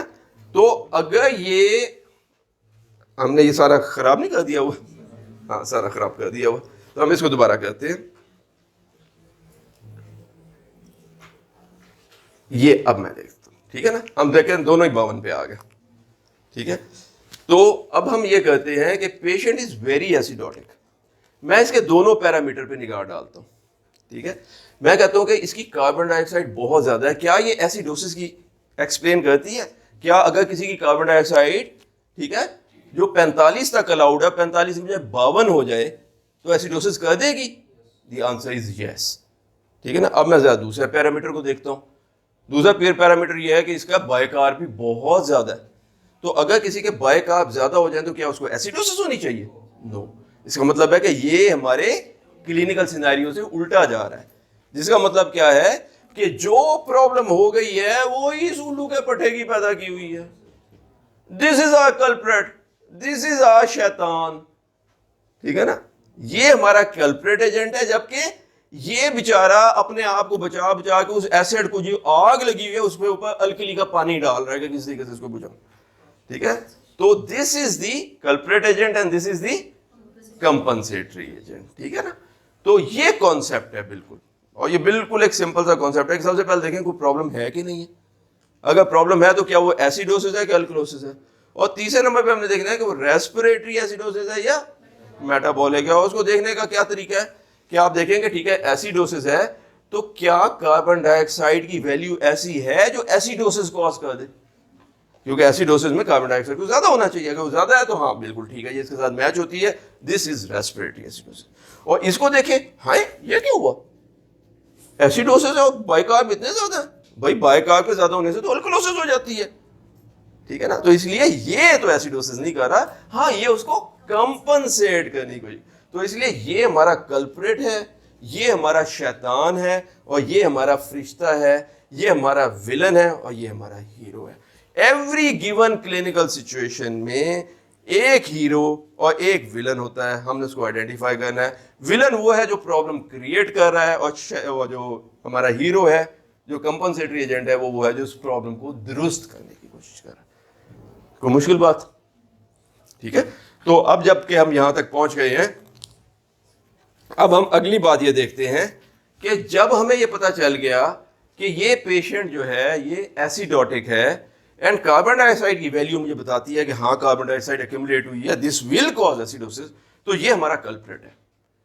और ये बाइकार्ब बहुत सारे इकट्ठे हुए हैं, वो असल में इस एसिडोसिस को न्यूट्रलाइज करने के लिए, तो ये हमारा कंपनसेटरी एजेंट है। अब चौथा सवाल जो मैं जाके पूछता हूं, वो चौथा सवाल ये है कि मैं ये देखना चाहता हूं कि is there a compensation. For example ये मुमकिन है, फॉर एग्जाम्पल ये मुमकिन है कि आपको जो रीडिंग मिले वो रीडिंग ये मिले, ठीक है ना। अगर ये 26 है तो इसका क्या मतलब हुआ कि पेशेंट तो बहुत एसिडोटिक है, और जब मैं कार्बन डाइऑक्साइड को देखता हूं तो मैं कहता हूं हाँ कार्बन डाइऑक्साइड की एक्यूमुलेशन की वजह से ये हो गया। इसलिए हमारा कल्प्रेट, हमारा विलन कौन है? फसाद कौन मचा रहा है? Carbon dioxide. तो इसलिए क्योंकि कार्बन डाइऑक्साइड मचा रही है, तो इसलिए ये कार्बन डाइऑक्साइड एसिडोसिस, या जिसको हम प्यार से क्या कहते हैं, रेस्पिरेटरी एसिडोसिस है। और ये जो है उसको कंपनसेट करना चाहिए इसको। लेकिन क्या ये उसको कंपनसेट कर रहा है? क्या ये कंपनसेट करने की कोशिश कर रहा है? नो। मैं क्यों कहता हूं और आप क्यों कहते हैं कि ये कोशिश भी नहीं कर रहा? उसकी वजह ये है कि इसकी नॉर्मल रेंज हमें पता है 22 से 27 है, ठीक है ना, और ये मजे मजे से 22 27 25 पे फेर रहा है, आराम से 26 पे फेर रहा है, इसको परवाह नहीं है। इसको परवाह होती तो ये टीवी देखना बंद करता, रोटी अपनी साइड पे निकल रखता और गंडासा लेके बाहर निकल आता कि मैं ठीक करूंगा इस एसिडोसिस को, ठीक है ना। लेकिन उसके लिए फिर इसको बढ़ना पड़ता, ठीक है ना। 25 जो कि बिल्कुल बैंक सेंटर है उसे 26 पे जाना पड़ता, 27 पे जाना पड़ता, 28 पे जाना पड़ता, 29 पे जाना पड़ता, 35 पे जाना पड़ता। हम वो करेंगे, मैं अपनी जान की कुर्बानी दे देंगे पर एसिडोसिस ठीक कर देंगे। ये करना पड़ता ना। ये तो अपने घर बैठा रेंज के अंदर, ये तो अपने कंफर्ट जोन से बाहर ही नहीं निकला। तो कंपनसेशन कब शुरू होएगी? जब कंपनसेटिंग एजेंट एंजल हीरो साहब अपने घर से बाहर निकलेंगे, ठीक है ना। बाहर जो है कुट लगाई जा रहा है विलन एक छोटे बच्चे को, बल्कि छोटे बच्चे को छोड़े इसको ज्यादा एक्साइटिंग करते हैं, हीरोइन को कुट लगाई जा रहा है, ठीक है ना। हीरो साहब घर से बाहर ही नहीं निकल रहे। ये कैसी कंपनसेशन है यार? तो जिस दिन हीरो बाहर निकलेगा, और बाहर निकलने का हमें कब पता चलेगा? जब वो अपनी रेंज से बाहर निकलेगा, जब वो 27 से ऊपर जाएगा, फिर पता चलेगा कि हाँ अब वो उसने देखा है कि ओहो बड़ी एसिडोसिस हो गई है, कार्बन डाइऑक्साइड फसाद मचाने पे तुला है। कोई बात नहीं, मैंने जो बैंक में बहुत सारे बाइकार्ब्स रखे हुए हैं डॉलर, ठीक है ना, वो मैं निकाल के तो मार्केट में ले आऊंगा। कोई नहीं, आपको कोई डॉलर नहीं देता, मैं दे रहा हूं, ये लो ये लो, ये बाइकार्ब्स लो, न्यूट्रलाइज कर दो इसे सारे एसिड को, ठीक है ना। लेकिन उसके लिए उसको फिर डॉलर निकाल के, अपने बाइकार्ब निकाल के अपनी रेंज से ऊपर, नॉर्मल मार्केट में 22 और 27 के दरमियान फेर रहे होते हैं बाइकार्ब, इससे काम नहीं चलेगा। 28 29 30 32 36 35 पे जाना पड़ेगा उसको। तो जिस वक्त कंपनसेटिंग एजेंट हीरो साहब जो है वो अपनी रेंज से बाहर निकलते हैं करेक्शन के लिए, तो हम कहते हैं कि कंपनसेशन शुरू हो गई है। लेकिन क्या वो एडिक्वेट है कि नहीं है? ठीक है ना, कंपनसेशन तो हो गई, हम इसको कहते हैं कंपनसेटेड है। कंपनसेटेड क्यों है? क्योंकि कंपनसेशन शुरू हो गई है, कंपनसेशन है। लेकिन क्या कंपनसेशन फुल है कि नहीं है? तो ये कंपनसेशन पार्शियल रहेगी जब तक पीएच जो है वो अपनी नॉर्मल रेंज यानी 7.35 से 7.45 तक नहीं चली जाती। अब जाहिर है वो 4-5 पे तो नहीं जाएगी, 7.29 हुई है। जब ये कार्बन डाइऑक्साइड ने जो फसाद मचाया, एसिडोसिस कॉज किया, उसके बाद जब बाइकार्ब्स इकट्ठे होंगे तो ये आहिस्ता आहिस्ता पीएच को क्या करेंगे, 7.29 से 7.3 पे ले आएंगे, फिर 7.31 7.32 नॉर्मल की तरफ लेते आएंगे। जब ये नॉर्मल की तरफ उसको घसीट के लेके आ रहे हैं, वो भी अड़ियल टट्टू की तरह नहीं जाना चाह रहा होगा, चल चल चल चल धक्का पीछे से दे रहा है, ठीक है ना। तो उस धक्का देने के लिए इसको अपनी बहुत सारी फोर्स इकट्ठी करनी पड़ेगी, इसकी बाइकार्ब बहुत ज्यादा हो जाएंगे, ठीक है ना, और उसके साथ पीएच नॉर्मल होनी शुरू हो जाएगी। लेकिन जब तक वो नॉर्मल रेंज में नहीं पहुंचती है, हम कहते हैं कि कंपनसेशन पार्शियल है, ठीक है ना। कंपनसेशन हो रही है क्योंकि अब बाइकार्ब एक्चुअली हम कहते हैं कि जी 32 पे पहुंच गया है। तो मैं कहता हूं, लोग कहते हैं कि जी देखें अभी भी पीएच खराब है, 7.29 की बजाय 7.31 हुई। हम कहेंगे यार देखें जोर तो बेचारा बड़ा लगा रहा है ना जी, मतलब इसको ज्यादा से ज्यादा $27 देने चाहिए, 27 की बजाय 32 दे रहा है। वो थोड़ी मैशत ही इतनी खराब हो जैसे की करिए, ठीक है ना। तो ये इसकी एफर्ट नजर आ रही है कि ये बेचारा कोशिश कर रहा है उस एसिडोसिस को करेक्ट करने की, ठीक है, लेकिन वो कोशिश इज नॉट गुड इनफ। तो इसलिए हम इसको कहते हैं कंपनसेशन हो रही है but it's a partial compensation. लेकिन जब उसकी एफर्ट गुड इनफ हो जाती है और ये नॉर्मेलिटी की 7.35 को टच कर जाता है, तो हम कहते हैं good, this is a full compensation, ठीक है। तो ये स्टेप 4 है, कोई मुश्किल बात तो नहीं है इसमें। अच्छा, मुबारक हो, आपने सारी इंटरप्रिटेशन सीख ली है, ठीक है ना। सिर्फ 2 सब्सिडरी पॉइंट रह गए और वो मैं आपसे डिस्कस कर लेता हूं। लेकिन उसको डिस्कस करने से पहले लेट्स रिकैप दैट। रिकैपिचुलेशन ये है कि देखें पूरी बॉडी में, बॉडी एक बहुत नैरो रेंज में काम करती है, उसके अलावा इंसान सिस्टम काम करना बंद कर देते हैं। PH has to be between 7.35 और 7.45। जब इसे बढ़ेगी या नीचे होएगी प्रॉब्लम शुरू हो जाएंगे और बहुत जल्दी ग्रीवियस होने शुरू हो जाएंगे। और ये जो पीएच है इसकी वजह से एसिडोटिक या अल्कलोटिक जो हो जाता है, इसमें जो अहम बात है कि जब हम ये आइडेंटिफाई कर लेते हैं कि देयर इज अ प्रॉब्लम, तो फिर हम देख रहे हैं कि एसिडोसिस है कि अल्कलोसिस है। तो वो या कार्बन डाइऑक्साइड की वजह से होंगे या फिर बाइकार्ब की वजह से होंगे। कार्बन डाइऑक्साइड के एक्युमुलेशन की वजह से है तो हम उसको प्यार से कार्बन डाइऑक्साइड एसिडोसिस की बजाय क्या कहते हैं? हाँ, पप्पू रेस्पिरेटरी एसिडोसिस, यानी रेस्पिरेटरी एसिडोसिस। और अगर वो कार्बन डाइऑक्साइड के फ्लश होने की वजह से है तो फिर उसको हम रेस्पिरेटरी अल्कलोसिस कहते हैं। और अगर वो बाइकार्ब के फसाद की वजह से हम उसको अल्कलोटिक कह देते हैं। तो पहले ये देखें कि कोई प्रॉब्लम है भी कि नहीं है, फिर दूसरी बात ये कि है तो एसिडोसिस है कि नहीं है, फिर ये देखने के लिए कि वो रेस्पिरेटरी कर रहा है या मेटाबॉलिक। तो रेस्पिरेटरी का बुनियादी मतलब है कार्बन डाइऑक्साइड एंड मेटाबॉलिक का मतलब बाइकार्ब। तो कार्बन डाइऑक्साइड को देखें, अगर यहाँ एसिडोसिस है और कार्बन डाइऑक्साइड भी ज्यादा है तो आप बिल्कुल एक्सप्लेन करते हैं कि हाँ भाई कार्बन डाइऑक्साइड ज्यादा होगी तो एसिडोसिस होगी। इसका मतलब है मेन कल्प्रिट कौन है? यही है, इसलिए ये रेस्पिरेटरी एसिडोसिस है। इसके मुकाबले में अगर ये नॉर्मल होते हैं, बाइकार्ब कम होते हैं, तो हम कहते हैं कि ये मेटाबॉलिक एसिडोसिस है। ठीक है, तो जब आपको ये पता चल गया कि एसिडोसिस है अल्कलोसिस, तो फिर ये पता करें कि ये रेस्पिरेटरी है, इसकी कॉज क्या है, उधर से कार्बन डाइऑक्साइड की डिरेंजमेंट की वजह से या बाइकार्ब की डिरेंजमेंट की वजह से। जब आपको वो पता चल गया तो फिर पता करें कि ठीक है, अगर ये कार्बन डाइऑक्साइड की डिरेंजमेंट की वजह से जिस पेशेंट में ट्यूब नहीं डली थी, तो क्या दूसरा कंपोनेंट बाइकार्ब सोया पड़ा है या हीरो का रोल अदा करने? कई जगह हीरो का रोल होता है, कई जगह भाई का रोल होता है। लड़कियों के भाई बड़े आ जाते हैं उनकी मदद करने के लिए, तो ठीक है ना। तो वो जो है ना वो आ गया, तो हमें कैसे पता चलेगा कि वो कंपनसेशन पे आ गया? कि वो अपनी रेंज में से बाहर निकल जाएगा, 27 से ऊपर जाएगा, फिर हमें पता चलेगा कि हाँ ये एक एफर्ट पुट इन कर रहा है। Now that effort may be इनएडिक्वेट, यानी जोर तो बड़ा लगा रहा है, बाइकार्ब 32 हो गए बट पीएच अपनी रेंज में नहीं गई है, तो इसका मतलब ये पार्शियल कंपनसेशन है। और अगर उसने वाकई इतना जोर लगाया कि सारी आग बुझा दी है और हीरो को जो है ना, हीरो साहब ने जो है ना विलन को ऐसे पकड़ के जो है पुलिस को फोन करके कहा कि थोड़ा मुजरिम, जैसे फिल्म में होता है, तो इसका मतलब है कि उसने फुल कंपनसेशन कर दिया, बिकॉज पीएच जो है ना अपनी नॉर्मल रेंज में चली जाएगी। ठीक है, ये 4 स्टेप्स हैं। अब हमने एक 5वां स्टेप देखना है। उस 5वें स्टेप के लिए मैं इसको मिटा दूं, ठीक है ना। ये देखें, आपने अंडरस्टैंड कर लिया, तो मैं इसको थोड़ा सा रब ऑफ कर देता हूं ताकि थोड़ी सी ब्लैक बोर्ड पे जगह आ जाए। हम क्योंकि बुढ़े लोग हैं ना, पुराने जमाने के, हमारे जमाने ब्लैक बोर्ड होते हैं, व्हाइट बोर्ड को भी ब्लैक बोर्ड ही कहते हैं वैसे। ठीक, तो अगली जो चीज है, 5वीं चीज है ना, वो उसको हम कहते हैं कि नाउ जब आपने ये कर लिया है ना, please look at base excess and anionic gap. Let us talk about base excess and anionic gap a little bit. पहले base excess, मैंने आपको बताया है कि base excess जो है वो -3 to +3 होती है। तो पहली बात है base excess होती क्या, ठीक है। तो और इसका जो है ना मीडियन पॉइंट 0 है, यानी आप 0 अगर किसी है तो आप समझे परफेक्ट है। -3 है तो चले गुजारा, ये वही पेंडुलम है कि -3 से +3 तक इजाजत है, लेकिन असल में हम रहने की कोशिश कहाँ कर रहे हैं?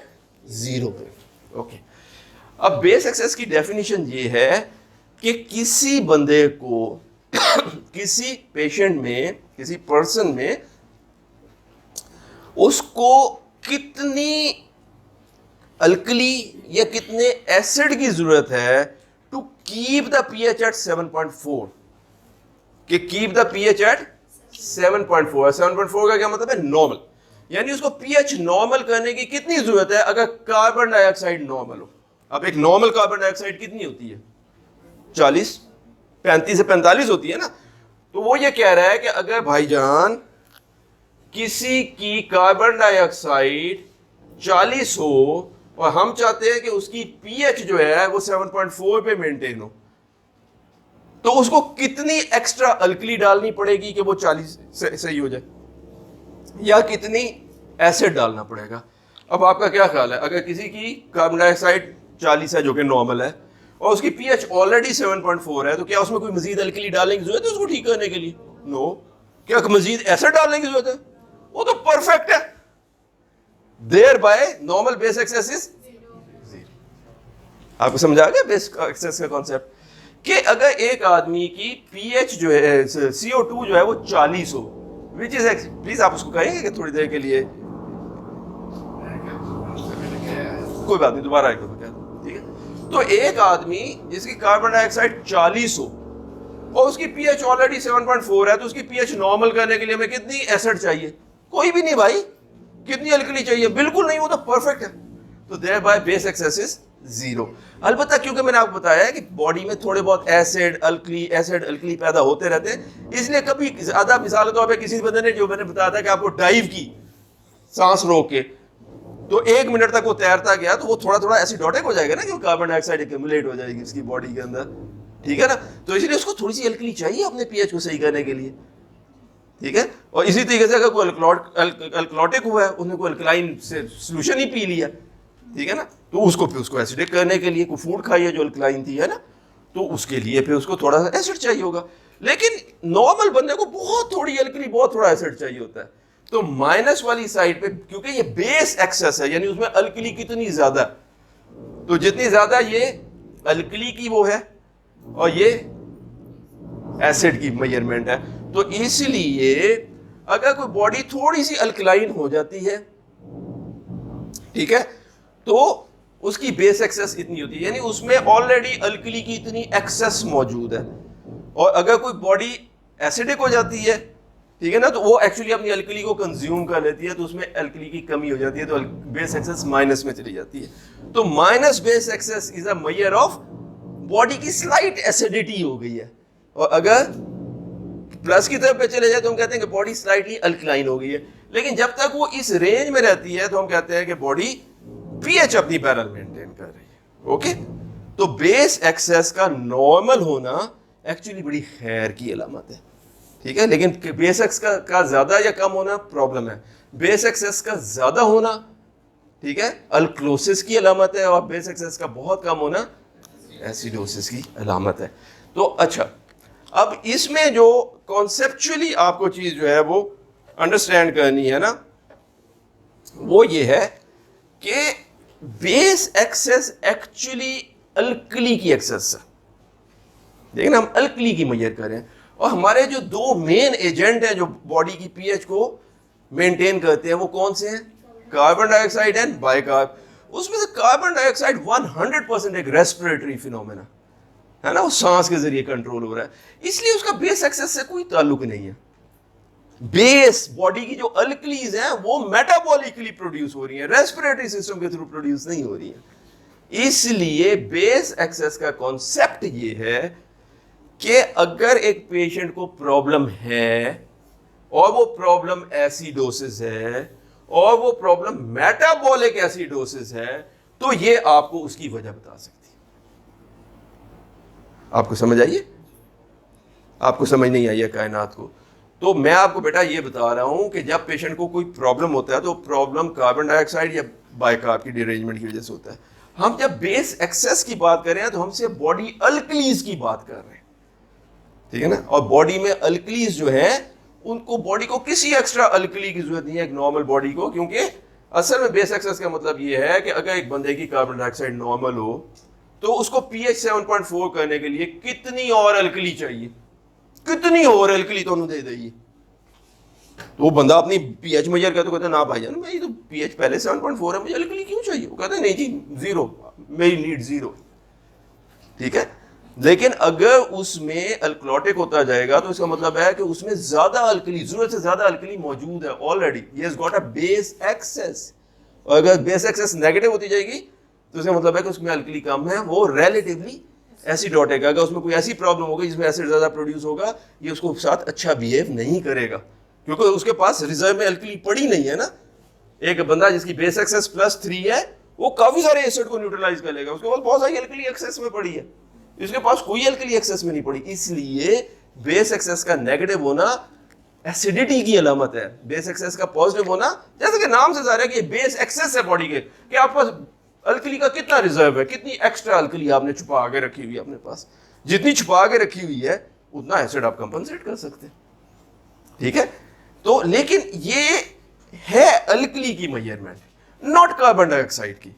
इसलिए इस फिनोमेना का, इस पैरामीटर का रेस्पिरेटरी अल्कलोसिस एसिडोसिस के साथ कोई ताल्लुक नहीं है, ठीक है। इसलिए बेस एक्सेस का मतलब क्या है कि अगर बेस एक्सेस रेंज से बहुत बाहर है, मिसाल के तौर पर बेस एक्सेस आती है +10, हम एक फिनोमेना कंसिडर कर लेते हैं कि एक पेशेंट आपने देखा, बल्कि आपने 2 पेशेंट देखे, एक में बेस एक्सेस थी +10 और एक में बेस एक्सेस थी -10, ठीक है।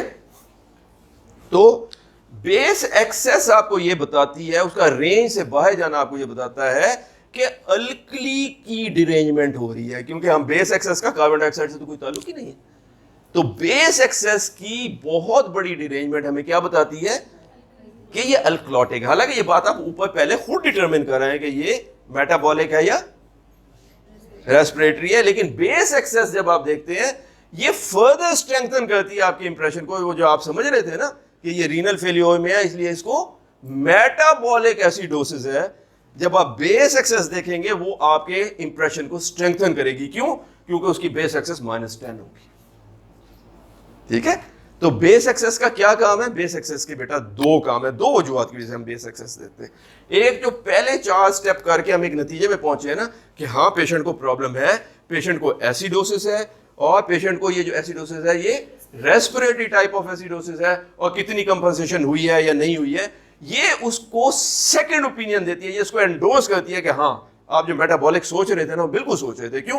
क्योंकि बेस एक्सेस रेंज से बाहर चली गई है। मेटाबॉलिक अल्कलोसिस में प्लस होती जाएगी बहुत ज्यादा, और मेटाबॉलिक एसिडोसिस में नेगेटिव होती जाएगी। लेकिन अगर ये रेस्पिरेटरी प्रॉब्लम है, पेशेंट एसिडोटिक है या अल्कलॉटिक है, लेकिन रेस्पिरेटरी वजह से, कार्बन डाइऑक्साइड की वजह से, तो सरप्राइजिंगली पेशेंट बहुत एसिडोटिक होएगा लेकिन बेस एक्सेस नॉर्मल रेंज में होगी। पेशेंट बहुत अल्कलॉटिक होगा लेकिन बेस एक्सेस नॉर्मल रेंज में होगी। तो बेस एक्सेस का अपनी रेंज से बाहर निकलना क्या बताता है आपको? फर्दर स्ट्रेंथनिंग एविडेंस देता है कि कॉज मेटाबॉलिक। ये इसका पहला यूज है। इसका एक दूसरा भी बड़ा जबरदस्त यूज है कि ये आपको मैग्नीट्यूड ऑफ द प्रॉब्लम भी बताता है।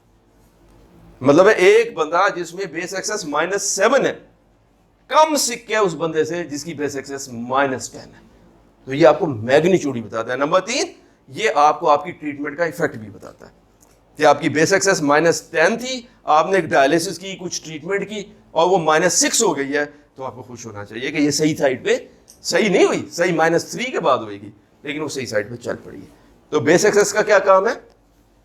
ये आपको स्ट्रेंथन करता है कि ऊपर जो आप डिटरमिन करके आए हैं कि ये मेटाबॉलिक है, ये वाकई मेटाबॉलिक है कि नहीं है। क्योंकि रेस्पिरेटरी में अल्कलोसिस और एसिडोटिक को टिपिकली बेस एक्सेस अपनी नॉर्मेलिटी रेंज मेंटेन करती है। अगर ये रेंज से बाहर निकलेगी तो ज्यादा इम्कान क्या है कि ये मेटाबॉलिक प्रॉब्लम है, और अगर ये मेटाबॉलिक एसिडोसिस है तो ये माइनस होती जाएगी, और ये मेटाबॉलिक अल्कलोसिस है तो ये प्लस होती है। मुश्किल बात तो नहीं है। अब हम आते हैं एनायोनिक गैप की तरफ। आखिरी चीज जो आप देखते हैं वो एनायोनिक गैप है। एनायन वो होते हैं जो माइनस यानी कैथोड की तरफ जाते हैं। हमारा जो मेन बॉडी का एनायन है ना वो आप देखेंगे सोडियम है, ठीक है ना, पोटेशियम भी है साथ में, लेकिन मेन सोडियम है।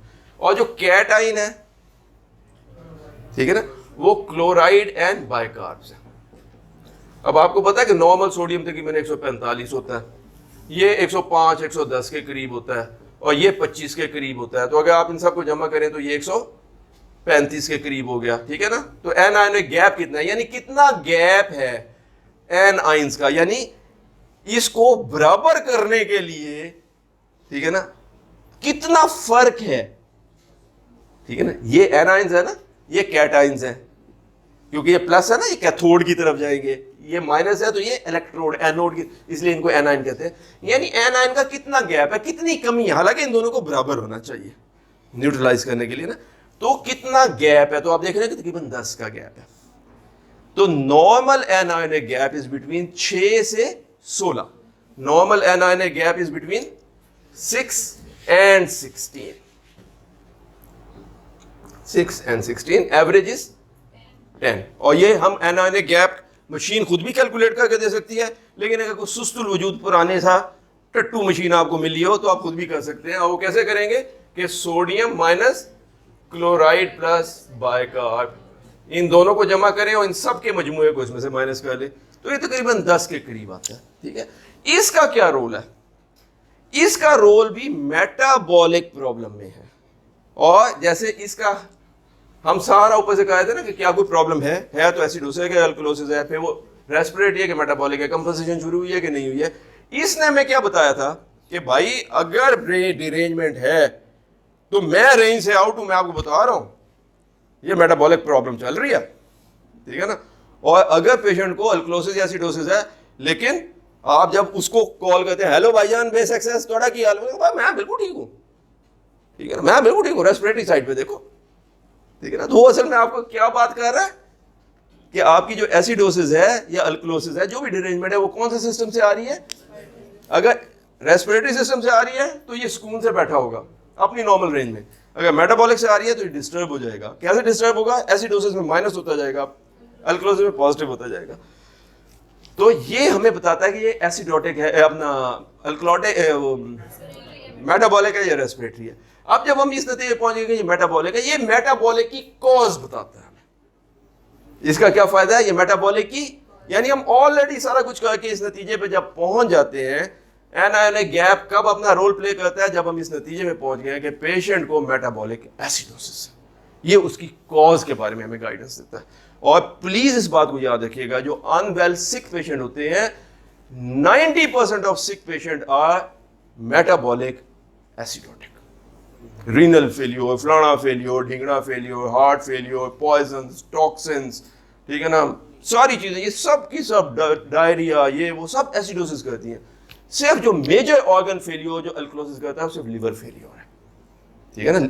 अल्कलोसिस बॉडी में अनकॉमन है, एसिडोसिस बहुत ज्यादा है। तो इसलिए जब हम इस तरीके पे आ जाते हैं कि हाँ ठीक है डिरेंजमेंट है, तो ये बेस एक्सेस हमें बताएगी कि वो मेटाबॉलिक है कि रेस्पिरेटरी है। वैसे हमने पहले भी डिटरमिन कर दिया, ये उसमें मोहरे तस्दीक सख्त कर देगी और उसकी सिवियरिटी बताएगी और फिर ट्रीटमेंट का इफेक्ट बताएगी।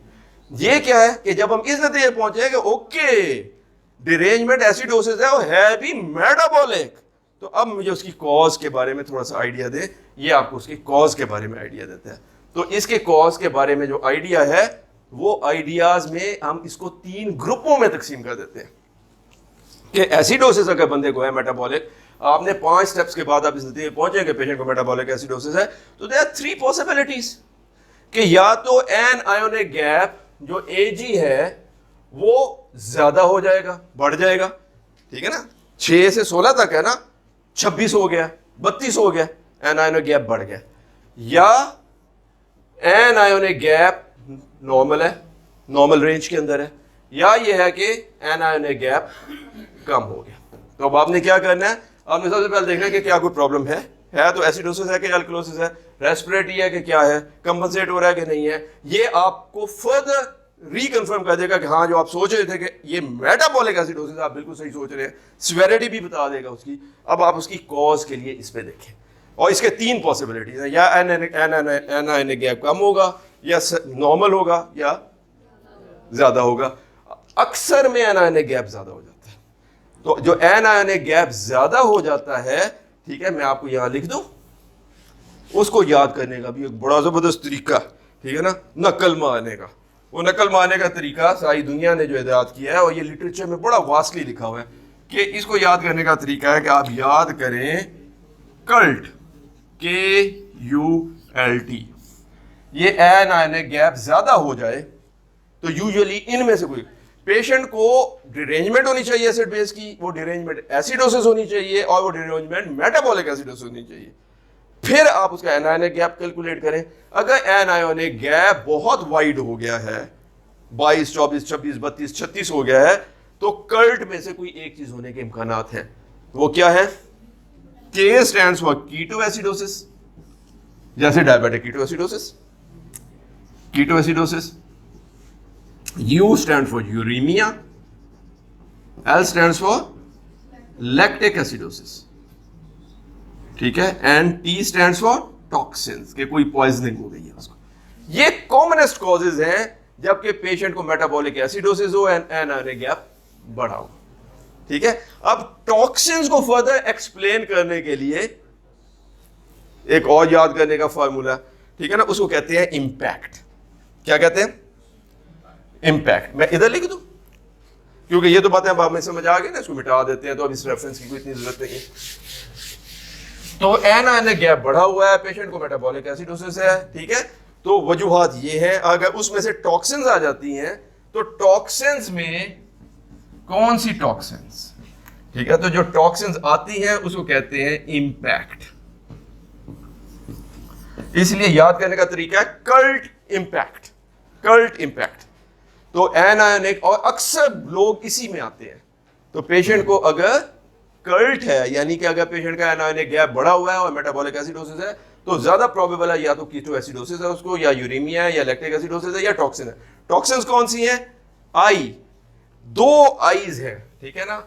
आयरन, हम आयरन भी ऐसे दे देते हैं, आयरन की एक्सेस टॉक्सिसिटी कॉज कर सकती है, ठीक है ना। NiNH, देखिए ये बहुत कॉमनली यूज होने वाली दवाइयां, ठीक है ना। आइसोनियाजाइड की मैं बात कर रहा हूं। M स्टैंड्स फॉर मेटफॉर्मिन,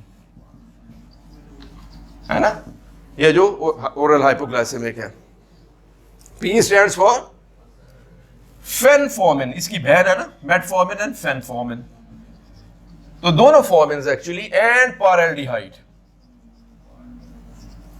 पाराल्डिहाइड अभी भी हमारी तरफ बहुत यूज होता है बच्चों को सुनाने के लिए, ठीक है ना, paraldehyde. And A stands for aspirin, ठीक है ना, सैलिसिलिक एसिड टॉक्सिसिटी, ठीक है ना, and alcohol,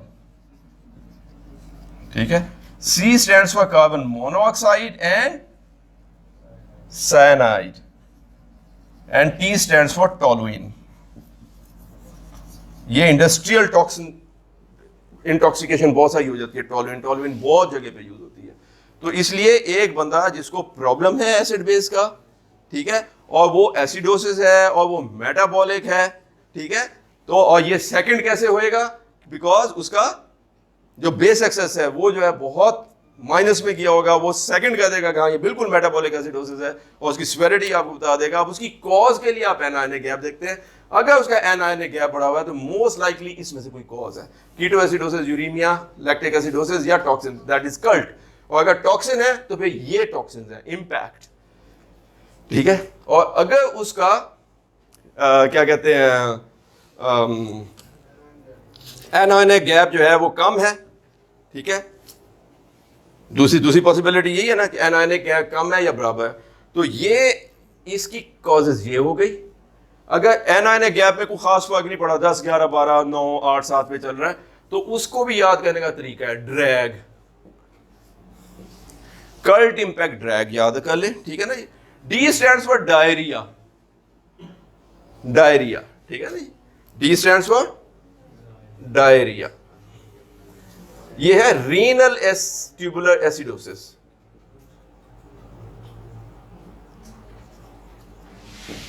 A stands for adrenal insufficiency. देखें वो जहां ये हो रही है ना, वहां सिर्फ सर्जरी नहीं हो रही होती ना, मेडिकल पेशेंट भी होते हैं, उनकी भी ब्लड गैसेस होती है, ठीक है। हाँ, G stands for GI losses. Diarrhoea के अलावा जैसे वॉमिटिंग है, ड्रेन डाले हुए हैं, गैस्ट्रोस्टमी है, जजिनोस्टमी है, NG ट्यूब में से बेताजा फ्लूइड आ रहा है, नॉर्मल रहेगा। और एक कंडीशन ऐसी है जिसमें एनायोनिक गैप कम भी हो जाएगा, वो सिर्फ एक ही वाइड कंडीशन है कि वो इतनी अनकॉमन नहीं है, काफी सारे पेशेंट उसके ऊपर होते हैं जो लिथियम ले रहे होते हैं अपने मेनिया की वजह। जैसे डिप्रेशन है ना, एक एंड मूड का, तो अगर अननेसेसरी मरीज जो है ना कह के मारता फिर है लोगों की वफातों पे, तो उसको शायद मैनिया है, तो उसको ठीक करने के लिए लिथियम देते हैं। तो लिथियम भी एक डोज है जो एक्यूमुलेट हो जाती है, ड्रग है। तो अगर लिथियम ज्यादा हो जाए तो एनायोनिक गैप कम हो जाता है, तो ये लिथियम की वजह से। तो अब आप देखें, आपने देखा कि पेशेंट को प्रॉब्लम है, पीएच खराब है, वो एसिडोटिक है, और आपने देखा कि वो मेटाबॉलिक एसिडोसिस बन रही है, पार्शियल कंपनसेशन हुई है। आपको उसके बेस एक्सेस ने बताया कि -12 बेस एक्सेस आ रही है। इसका मतलब है कि वाकई पेशेंट को मेटाबॉलिक एसिडोसिस है, बड़ी सीवियर है। तो आप उसकी कॉज देखने के लिए जब आए, तो अगर एनायोनिक गैप ज्यादा है तो ज्यादा लाइकली है कि वो कल्ट है, यानी कीटोएसिडोसिस, यूरेमिया, लैक्टिक एसिडोसिस, या टॉक्सिन है। और टॉक्सिन है तो इनमें से कोई है। अगर मोर लेस नॉर्मल रेंज में है तो फिर ड्रैग है, डायरिया है, रीनल ट्यूबुलर एसिडोसिस है, रीनल इंसफिशिएंसी है, GI लॉसेस है। और अगर एक्चुअली एनायोनिक गैप कम हो गया, 3 है, तो फिर देखेंगे कहीं वो बंदा लिथियम तो नहीं ले रहा। तो ये है, कितना मुश्किल था, गुड, लवली। तो ये है हमारे लर्न करने का तरीका, चीजें। हम इसी तरीके से चंद और चीजें भी आपके साथ डिस्कस करना चाहेंगे इससे पहले कि हम और आप जुदा हो जाएं, ठीक है ना। तो एक्चुअली इन्हीं चीजों के लिए ना, अगर आप इसको शो कर दो, तो I have written this book, ठीक है ना। सॉरी, ये this is for that audience specifically, कि this is house job guide. और ये इसका जो पहला एडिशन हमने शाया किया था, that was surviving clinical intensive. We have retained that name, लेकिन मेन नेम हमने चेंज कर दिया है हाउस जॉब गाइड का, ठीक है ना, साथ ने मेरे साथ मिलकर लिखी थी। और हमने इसमें वही टॉपिक डिस्कस किए हैं जो हम लोगों से उम्मीद लगाई बैठते हैं कि उनको आते होते हैं हाउस जॉब में ट्रेनिंग के दरमियान, पर उनको नहीं आते। बुक्स उनको अच्छा एक्सप्लेन नहीं करती, टीचर्स उस पर तवज्जो नहीं देते, ठीक है ना। जिसमें बहुत लंबी चौड़ी लिस्ट है। मिसाल के तौर पर हम आपसे उम्मीद लगाते हैं कि आप बड़ी अच्छी प्रोग्रेस लिया करें किताबों में, प्रोग्रेस लेने के बारे में। क्या प्रोग्रेस में क्या लेना है? मतलब सुबह सुबह ये लिखना नाक साफ किया आपने कि नहीं किया, है ना, अंडे कितने खाए थे वगैरह वगैरह, ये कुछ और लिखना होता है। इसके साथ कॉन्सेंट कैसे करना है, किसी पेशेंट को खुदा ना खास्ता कैंसर है, एम्पुटेशन करनी है, मरने वाला है किसी का बाप, उसको कॉन्सेंट कैसे करना है। कोई बंदा एग्रेसिव होकर आ जाता है, उसको हैंडल कैसे करना है, कम्युनिकेशन स्किल्स क्या है आपकी, ठीक है। इसी तरीके से आपको हम कहते हैं कि जी ये देखें, इसको ना ये ड्रिप 3 घंटे में दे दें। कैसे आप कैलकुलेट करेंगे मैं कितने ड्रॉप पे चलाऊं, या एक ड्रिप 17 ड्रॉप पे चल रही है, वो कितने घंटे में खत्म होगी। ये ट्यूबों के साइज क्या है, ये फ्रेंच क्या होता है, ये फोलीज जी 28 साइज का, वो 28 साइज का कितने मिलीमीटर का, ठीक है। इसी तरीके से और बहुत सारी चीजें कि आपने पेशेंट को एनजी कैसे डालनी है, फोलीज कैसे डालना है, ट्रैकीडेली उसकी सक्शनिंग कैसे करनी है। एक पेशेंट मर जाता है, अब उसका क्या करना है, आप एडमिनिस्ट्रेटिवली आपने उसके साथ क्या करना है, या आपको मतलब थिएटर में जाते हैं, कौन सा सूचर, कहाँ सी नीडल कहाँ पे यूज हो रही है, किसको कहाँ यूज करना चाहिए, जो हम आपसे थिएटर सिनारियो में डिस्कस करते रहते हैं। फिर इस किस्म के डिफिकल्ट टॉपिक्स जैसे ये ABGs है, मतलब लोगों की जान निकलती है इसके ऊपर, हालांकि नथिंग इन इट। इस तरीके से एक दिन हम आपसे डिस्कस करेंगे वेंटिलेटर्स। अब ICU में जाए तो लोग वेंटिलेटर को हाथ नहीं लगाते, चिपक ही ना जाए मुझे, ठीक है ना। वो नहीं चिपकता भाई, आप उसको अंडरस्टैंड करने की कोशिश करें। सीप क्या है, CPAP क्या है, पीप क्या है, ये मोड्स कौन से होते हैं, SIMVs क्या है वगैरह वगैरह। इसी तरीके से और भी कुछ चीज़ें हमने इसमें की हैं कि जैसे ब्लड प्रोडक्ट्स क्या है, ECG के बारे में पूरा चैप्टर है। सर्जिकल फ्लोर का ये ख्याल होता है कि ECG को हाथ लगाना गुनाह है। भाईजान आपको ECG को अंडरस्टैंड करना चाहिए। एंड समडे वी विल, इसी तरीके से 1 घंटे सवा घंटे के लेक्चर में हम आपको बताएंगे कि ECG की इंटरप्रिटेशन कैसे होती है, ठीक है। एंड फाइनली इसी तरीके से और जो बहुत सारी अहम चीज़ें हैं, इसके इसी में और भी इस किस्म के भी टॉपिक्स हैं। जैसे मिसाल के तौर पे अगर आप हाउस जॉब में ट्रेनिंग में, तो आपका कैरियर एडवाइस क्या है, क्या पॉसिबल आउटलुक्स हैं। देखिए हम अपनी ज़िंदगी गुजार के इन सारी औक में से गुजर चुके हैं, ठीक है। हम आपको बताते हैं कि बेटा ये रास्ता ना लीजिएगा, मुश्किल होता है। मुझे बहुत मुश्किल हुई थी, तो आपने जो दुख सह गए वो सारे एक्सपीरियंस करने हैं, कुछ हमसे सुन लें, ठीक है। तो ये सारी चीज़ें हैं। तो the book is available in the market as well as, मतलब आपके लिए लाइब्रेरी में अवेलेबल है। अगर आपने रिवाइज करना है तो इट्स फ्रॉम देयर। तो उम्मीद है आपने इंजॉय किया होगा। अगर कोई क्वेश्चन हो तो मुझे बताएं, ठीक है। तो that is all there is to acid base and blood gas analysis. तो आप देखेंगे कि बेशक आप हाउस सर्जन हो, लेकिन आज जाएं और कॉन्फिडेंस के साथ ब्लड गैस इंटरप्रेट करें। Thank you.